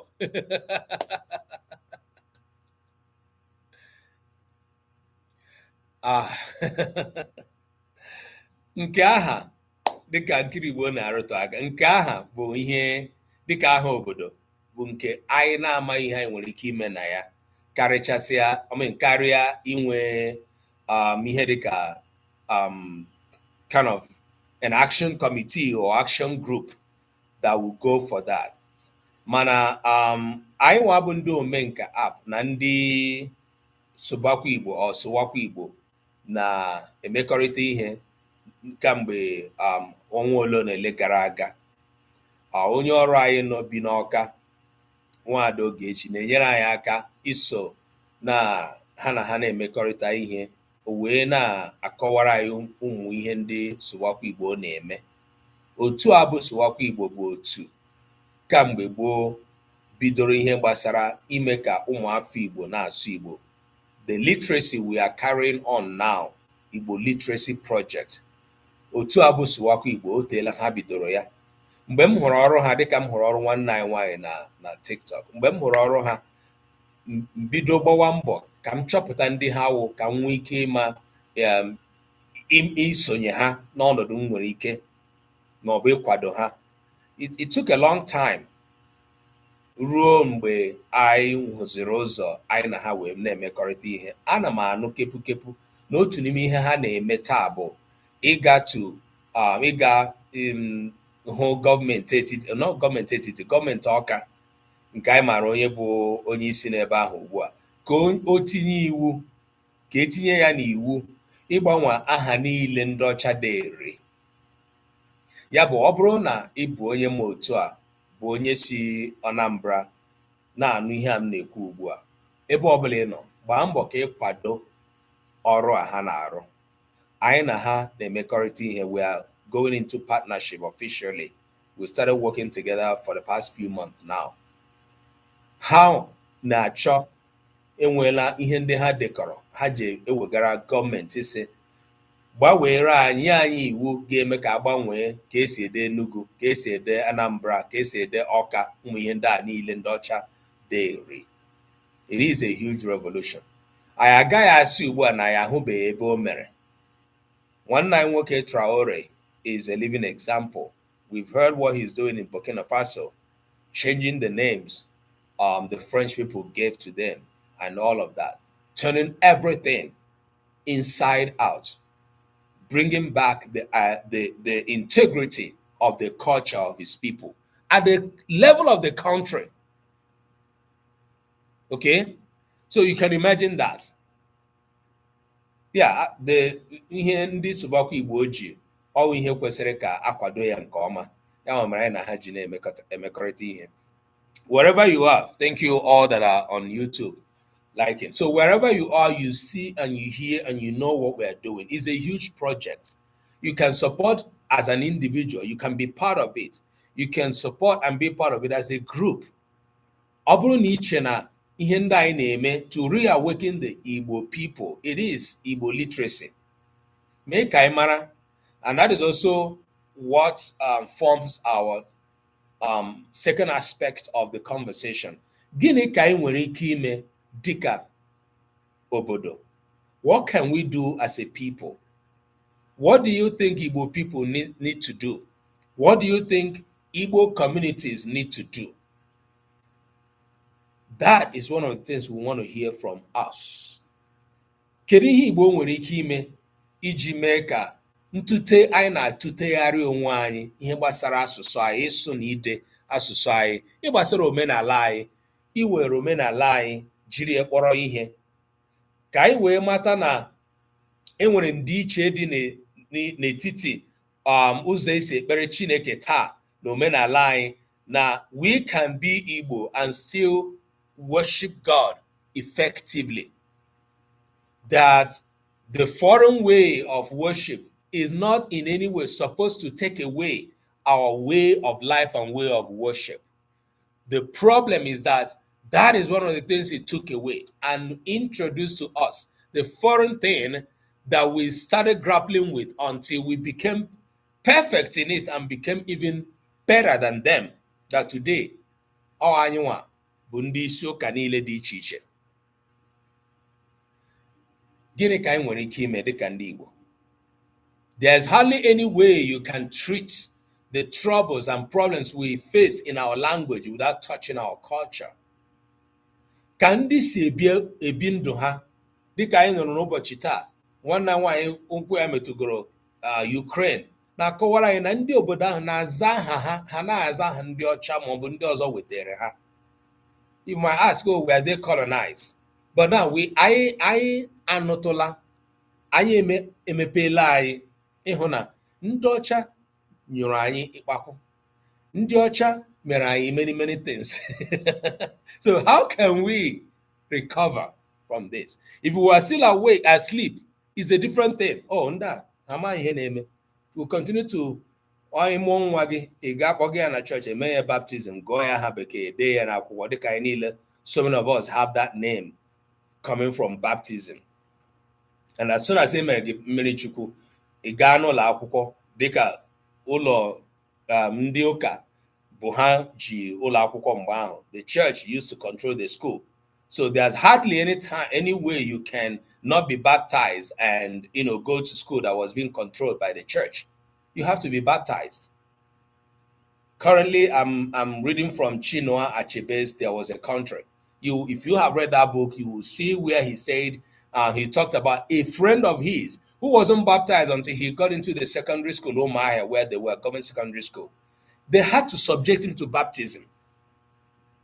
They had to subject him to baptism. The guy, because he'd been at boarding school, and and it was an emergency thing.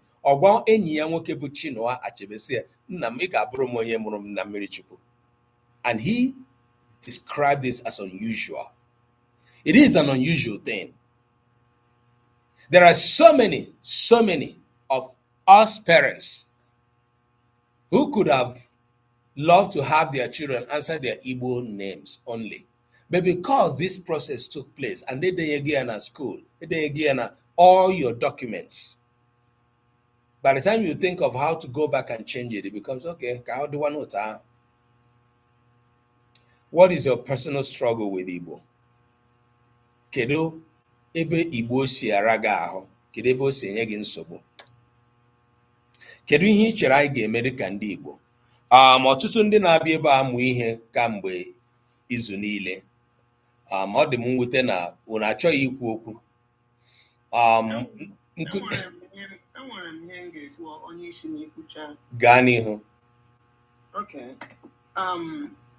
Na mbụ m chọrọ ịrụtụ aka na ihe i kwuru dịka ihe gbasara aha baptizim na otu o ji wụrụ na ọhịa ihe a considera ihe a tụrụ anya na o kwesịrị ịwụ official name mmadụ. Enwere m an experience as early as mgbe m ka dị obere nwa. Ụmụnne m na agụrụ m elementary school to an extent to elementary 4 na village. So nne m na nna m tụrụ anya na n'ihi na ụmụ ihe a community elementary school nọ na our community, so a tụrụ anya na onye nkụzi ji nabata m onwe family friend. In fact, ọ lụrụ nwaanyị na be anyị na ezinụlọ anyị. Ọ lụrụ onye mụ na ya na-azụ otu aha nna. So nne m na nna m kwenyere na nsoro ụmụnne m gaa school na m just gaba na klaasị ahụ gaa mee onwe m enroll na klaasị nwoke ahụ. Mana mgbe m garuru ebe a arịhazichakwala m ekpuchana m ya dịka nwatakịrị na-eteza na-ekwu m garughala n'ụlọ akwụkwọ ajụọ m aha ma aga m ekwu nke a ha na-akpọ m iche n'ụlọ. So rehazicha ihe m ga-ekwu na otu m ji agba ọnụ. Otu amaghị ihe metụrụ m ka a jụrụ m aha m garuru ebe ahụ. Ọ marakwala ezinụlọ m mara ụmụnne m ndị nọ na skuul nọ n'ụlọ akwụkwọ ahụ. Ọ macha onye ọbụla ya ọ na ọmụnwa nke ntakịrị bụ itinye aha n'ụlọ akwụkwọ. Ka m garuru baa na n'ụlọ akwụkwọ ya na classroom ya, ọ jụọ m aha Igbo m ka m kpọrọ because ọ chọrọ ideba aha m n'akwụkwọ. Ya ajụ ọ jụọ m elu jụọ m ala olee aha ọzọ m nwere. For whatever reason ama m ihe bara m n'ime. Nwatakịrị m bụ ekweghị m ekwu aha bekee m ma na-agwa ya aha Igbo m. Ọ jụkwa m elu ama m Igbo because na-ekwuole m otu ihe ahụ. Achọọ m isizi na oke ekwute emie ma maintain ihe ahụ kwụsị na aha ahụ aha m. O kweghị edeba aha m. Klaasị ebido na-aga ya gara aga na nwanne m nọ primary 6, nwanne m nke ọzọ nọ primary 5. Ndị tọchara ụmụnne m ndị tọrọ m ndị nke nọ na klaasị dị ogo ya ga-akpọta ha. First of all, achigodi m ọchị na rehearsal niile ahụ mere n'ụlọ na m bịara ebe a wuo onwe m n'ala. But amaghị ihe mere m ji shu ọnwụ na-akpọ aha Igbo m. Nwoke ekwenye edenye aha m tupu until ruo mgbe ụmụnne m bịara gwazie ya aha bekee m, edeba aha bekee m n'akwụkwọ. Till today ọwa ha ihe niile dọkụmentị niile m ji shi na nwatakịrị bido gwa aha bekee m ụnụ ya. Ọ mgbe m tozuru lụọ dị ka m shiri ọnwụ onwe aha bekee nọ na aha bekee m nọ n'akwụkwọ m initial just mbido aha ka m na-ede pụta na aha m ede ya n'akwụkwọ ugbu a. So ekwenyere m na ọwa anyị nwa dịka m kwukwere maka otu ihe anyị ga-eme ịkwụsị ihe gbasara ndejọ a na-edejọ aha Igbo anyị. Ọ ga-ebidokwa na anyị nwa. Ihe anyị nwekwere n'ike ime na otu dị iche iche apụtawala ugbu a na-abawanye mana o nwere ihe m chọpụtara na otu ndị a niile dịcha aka ọtụtụ n'ime ha wụ maka ego a na-enweta na soshal midia, ọwụ maka iunite imekọta ịkpakọta aka n'ezi Igbo. N'ihi onwe otu m ga-akpọ aha na ụwa ndị Igbo. Ị nwere onye nkụzi, ị nwere ịma nke ọma na o nwere mgbe ị na-enwe nsogbu na otu ahụ, n'ihi na ị na-asị ha olee otu anyị ji nọrọ n'otu a na-asụ bekee, na-eme ala awa na-asụ bekee, na-ahafụ ndị na-asụ bekee n'otu a. Ya ọwụrụ ihe nwere ike iji gbawa gị ụkwụ, so onye ka oshikwe na ole mmadụ dee ihe na bekee gị si olee otu anyị ji ede bekee na ọgbakọ ndị Igbo. So ihe m na-ekwu ọ bụrụ na ndị ọgbakọ niile dị iche iche different groups na spring up ga-ewekọta aka mee ihe a, ha nwere ike ihe ị na-ekwu maka ndị Enugu ka ndị Anambra, ha nwere ike ịga na gọọmenti haus ga fight ya, lụọ ọgụ gbasara ihe banyere ihe otu eji eme Igbo ma ọsụsụ ma odide ma otu Igbo o ji anwụ. Mana ahụrụ m na onye ọbụla na-agba nke na-agba wing nke na-agba nke akie, and then ị garuo ebe ahụ sị ha o nna idejọrọ nke edejọ ihe filuo na ịkparị ya ọ bụrụzie mkparị. Anyị ji otu ahụ anyị ga-emete onwe ihe ọbụla anyị pụrụ ime ma ọ bụrụ na anyị niile ga-abịakọta na otu, ndị niile na-akụzi Igbo, ndị niile na-aga akụzi Igbo na soshal midia, ndị niile hiwere ọgbakọ Igbo na-ekwuru na ha na-eme otu ihe ma ọ abụọ gbasara Igbo. Ọ bụrụ na a ga-abịakọta ọnụ, ọ ga-amagbu onwe ya. Bịakọta ọnụ n'ọnọdụ ọwụhụ iwuruzi otu but ịgbakọta aka lụọ ọgụ maka asụsụ Igbo anyị na-anwụ anwụ, ọ ga-atọgbu onwe ya. Ọ wụtọwara m n'ọnụ. Ndewo. Ọ bụghị ndị ọcha sị itinye mmadụ na spotlight, from what you said. Ọ bụghị iwepụta maọbụ ikwu maka mmadụ karịa maọbụ ija mmadụ karịa, dịka nwanne anyị nwaanyị bụ Nkiri Igbo na ebe a. Ihe m na-ahụta mgbe usekwu food na-ekwu okwu ọma tupu o kwuo okwu bụ na ugboro ole nwanne anyị nwaanyị ya degoro Igbo n'ebe a, ihe niile o dere o detechara ya. Gịnị ka m ji na-ekwu ihe a tupu m abịaghachi na ihe nwanne anyị nwaanyị usekwu food kwuru bụ na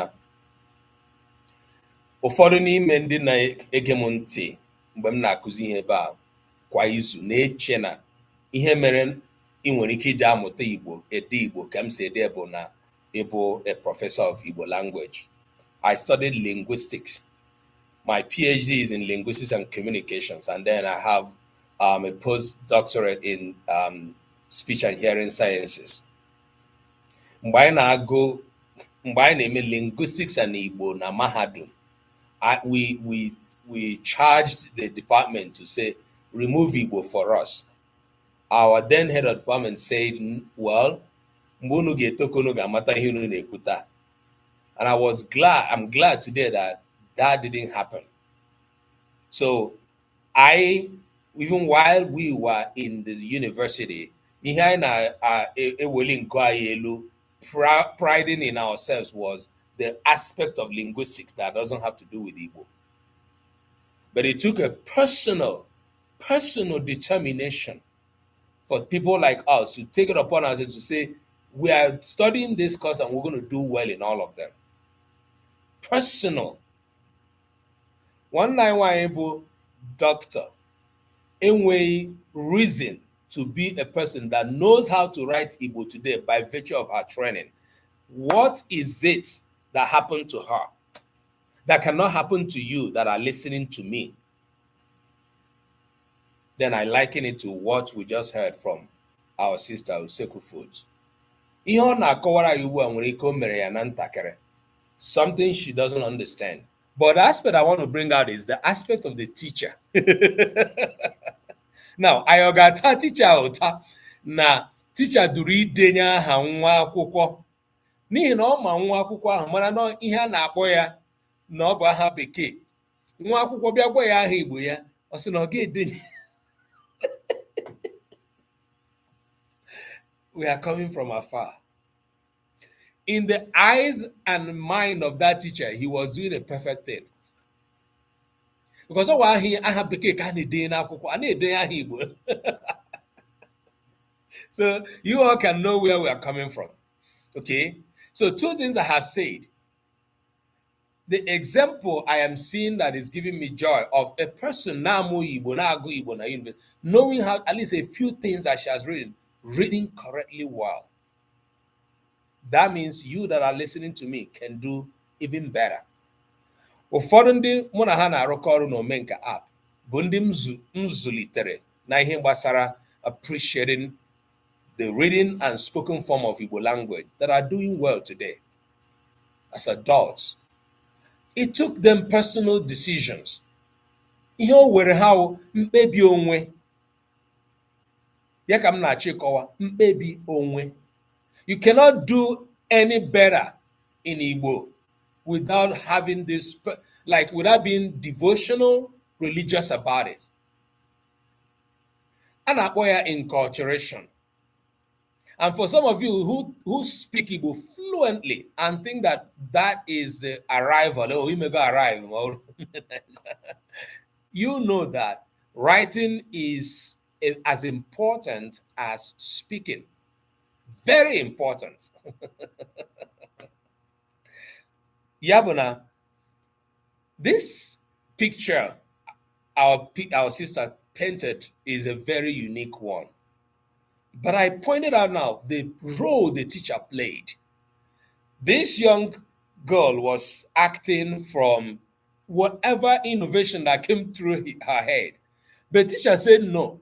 Can one case that he begin na register? It shall come be right register.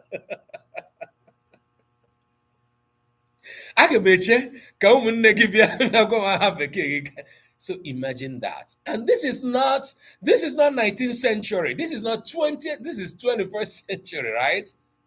Oh God. So, and when I talk Makutu, and then people that are really springing up, and success is confirming that on YouTube that yes, Otutundi now put on a social media to want to teach Igbo are there. Okay.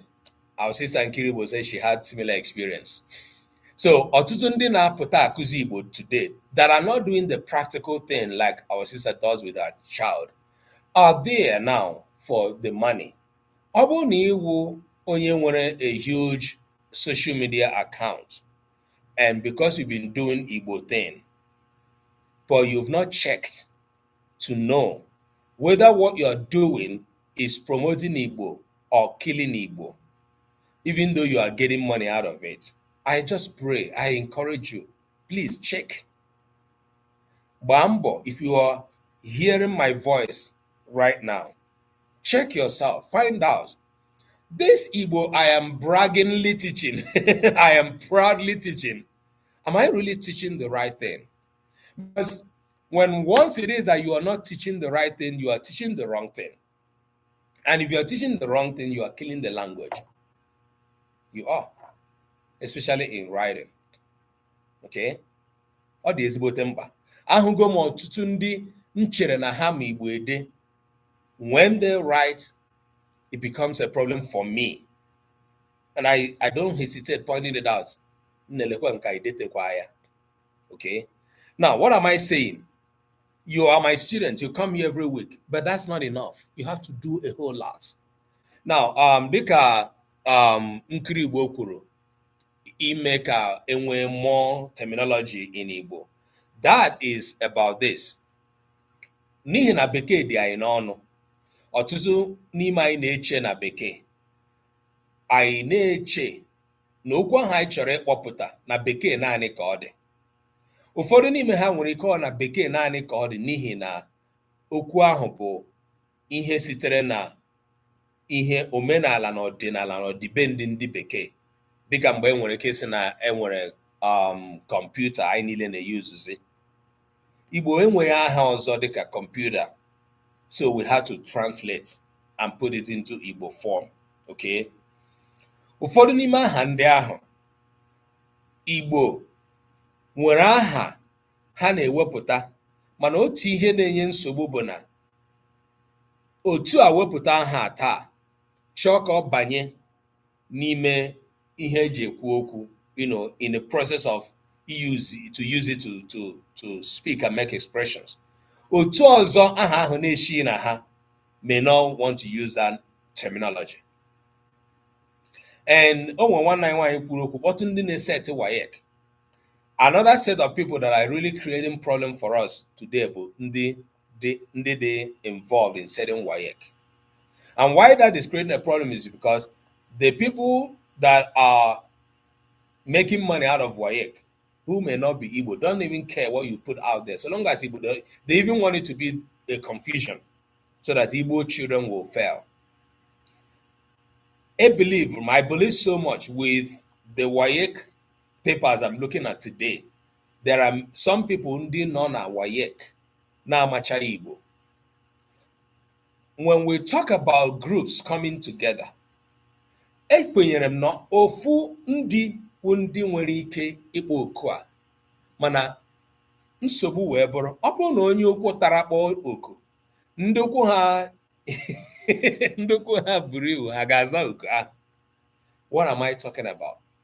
Not everybody has the intellectual knowledge and training to observe and take care of some of these things we are looking at the level where it concerns all of us. What can we do? That is why I'm focusing on individuals. Nwanne m, ọ bụrụ na nwere ike ịhụta onwe anyị dịka ndị asụsụ ha ka o si adị na-ewute, anyị ga-emenwu ihe, especially using this social media. Every week we've been spending 2 hours here discussing Igbo. Kedu ihe ndị ọzọ anyị nwere ike ime? What are other things we can do?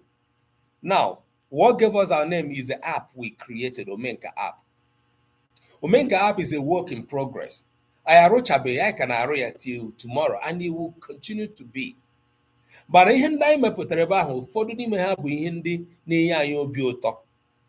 Nke bụ na ị gaa na app ahụ taa, ị ga-ahụ mkpụrụ okwu Igbo, ịma ihe ka esi akpọ ha, akpọrọ gị ya.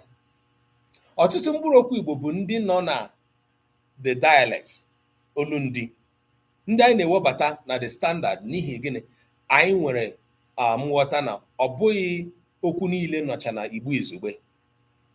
Ọ bụrụ na eji okwu na-emebe okwu na-ede ede na-ekwu ya ekwu tupu ị mara ya, okwu ahụ awụrụ nke a ga-eweli elu. Ụfọdụ slang anyị na-asụ today, they are coming from that. Dịka mgbe ebe a nọ na-ewe, nna ebukwa ebe a nọ, m na ịnọ n'ofe, ụmụ okwu ndị a niile, they are slangy expressions that came up from somewhere and they have been elevated. So social media is helping us do that right now, whereby we can raise. But coming back again to the issue of ndị na-eche na their own dialect is superior. When a word is coming from another dialect, going into the standard, they make it die a natural death. These are more technical things, which I am not really burdening you with them because I'm thinking that there's so much. If you are not a language expert, there's so much you can do. No. One thing I'm dropping for us all that touches all of us about personal efforts. Your own personal efforts. Mana ụfọdụ mgbe ị gaghị enwe mgbalị nke onwe ma ịma ihe a na-akọ. So ọ bụrụ na ịbata ebe a ịghọta ihe a na-akọ, onwe ihe ị ga-eme, you wouldn't even know where to start, right? So that is where literacy comes in. Personal effort is feasible when you are informed. So that's why we thought that informing ourselves, getting and keeping ourselves informed is the basis for whatever personal efforts we may make. So that when we make that effort, it becomes a success. And success is writing on YouTube saying, the education board hesitates to accept students' first name if it is not in English, even when registering for external exams. That even today, ndị kpọrọ onwe ha educational board ka na-enwe ihe ndọghachi azụ. Ọ na-aka ha obi ịnabata aha, idebanye aha nwa na-abụghị aha bekee n'akwụkwọ. Nne m biko nọ, kedu ihe anyị ga-eme? You see the reason we are having this conversation. Now, going forward, I would like this community to be action community, whereby we can continue to lay out suggestions. And this might not be enough. I wanna nzukọ anyị ebe a bụrụ kwa izu, once in a month. That means, sorry, once in a week. In a month, we are meeting here 4 times. We're going to be meeting 52 times in a year. That is why I'm thinking, just like we talked about in the last week, what are the communities we can create? Where is the most suitable platform I get a creative community where we can I hear Igbo learners. Igbo learners. We are learning to do everything, but then we are learning to go to change policies and some of the things that are happening with our language. That even today in the 21st century, the question were onye ahụ akpọrọ onye education board, ọ bụ onye nne ma ọ bụ onye nna, ọ bụ onye Hausa ka ọ bụ ndị alamajiri ndị a na-enye anyị nsogbu n'obodo ahụ bụ Naijiria. Ọ bụgoro onye ofe mmanụ, o si n'obodo nwere aha, ọha anaghị aza aha ha. What is it with us and English? Chukwu okere anyị ndị Igbo, kekwa anyị ndị Bekee. Ọ na-anaghị ka ndị Bekee riri, ọ na-anaghị ka emeriri n'agha, ọ na-anaghị ka ndị ọcha mere ihe. Kedu ihe mere nke anyị ga-eji adị iche rukwe na ụbọchị nke taa kwa n'ọgbọ ọlọrọ ọhụrụ akwa nke onye nọ na so-called education board ga-eji ajụ idenye aha Igbo? Ọ jọgburu onwe ya. Anyị agaghị asị na ihe nọgidere anyị karịrị anyị, n'ihi na ọ bụrụ na anyị gbaa mbọ, ọ bụrụ na anyị jikọta aka ọnụ gbaa mbọ anyị bụ nke o nwere ike imere ihe nọgidere anyị. Ọmụmaatụ bụ mgbe ndị edigara ụmụ Israel gaa ledo ala nke ha kpọrọ Kenan, 12 wee bịa sị na anyị ga anwa onye azọkwụrụ ụkwụ ha ga-eri anyị ka nga eriri anụ, mana 10 ndị ọzọ wee sị maybe I'm putting it the other way around, 10 wu ndị kwuru otu a, mana 2 ndị ọzọ wee sị mba, naanị ama mmadụ 2 ka ha ji gaa n'obodo ahụ gaa merie, wee bụrụ ebe ha bi. So even if it takes you and me, even if it takes just both of us, I believe we can create a lasting impact. Ya nwa mere m ji na-akpọ oku a taa ekere ụwa, Chukwu okike abịa ma nyere anyị ndụ, nye anyị ahụike, nye anyị ohere ịgbakọtakwa ebe a dịka ụmụafọ Igbo, ịkparịta ụka ihe anyị ga-eme asụsụ anyị etu o si gbasa anyị. Ọ bụ eziokwu na ọ wụghị ọtụtụ n'ime unu kwuru okwu nke na-adịchaghị m obi mma, na ọtụtụ ndị na-anọ ebe a na-ekwu okwu na-eti tatatata na chat na ebe ha na-ege m ntị, na anyị nyere unu ohere ọzọ today ka anyị nwee ike ịkparịta ụka. Unu wee na-ele m n'anya, unu wee na-ekiri m ka mmanwụ. Nsogbu adị, o nwere ike unu enweghị nsogbu, mana ana m ekele ndị batara karịcha na TikTok na ndị na-edenye ihe na YouTube wee tinye ọnụ n'okwu ihe gbasara kedu ihe anyị nwere ike ime, kedu nsogbu anyị na-enwe n'Igbo. Ihe gbasara mkparịta ụka ka anyị ga na-enwe kwa mgbe. N'izu na-abịa anyị ga-akụzikwa ihe gaa n'ihu na isiokwu nke anyị na-akụzi, nke bụ nsokwunye na mgbakwunye. Anyị ekwuole maka nsokwunye n'ebe ohere nne, mere anyị ji gafezie na mgbakwunye nke bụ affixes. Ihe anyị ji na-akụzi isiokwu a bụ na ndị nkụzi anyị na ha si emekọ ihe bụ ndị rọpụtara isiokwu a ka akụzie ya, n'ihi na ọ bụ isiokwu gbara ọkpụrụkpụ n'ihe gbasara ụtọ asụsụ Igbo. Is a topic that is so significant and remarkable, the function of nsokwunye na mgbakwunye n'Igbo. N'ọnọdụ ịmata ka esi ede Igbo, ọ bụrụ na ịmata ọrụ nsokwunye na mgbakwunye na-arụ, ọ ga-enye aka ịmụta ka esi ede Igbo. O nweghị ọ ga-ewepụ m n'ahụ ịkụzigharị ya ugboro n'ihi na ihe gbasara idezi Igbo na idejọ Igbo ụfọdụ n'ime ya gbadoro ụkwụ n'isiokwu anyị na-akụzi, dịkwa ka mgbe anyị na-akụzi nnọchiaha onye anọ, ọrụ ọ na-arụ na ka ndị mmadụ si aghọtahie ya.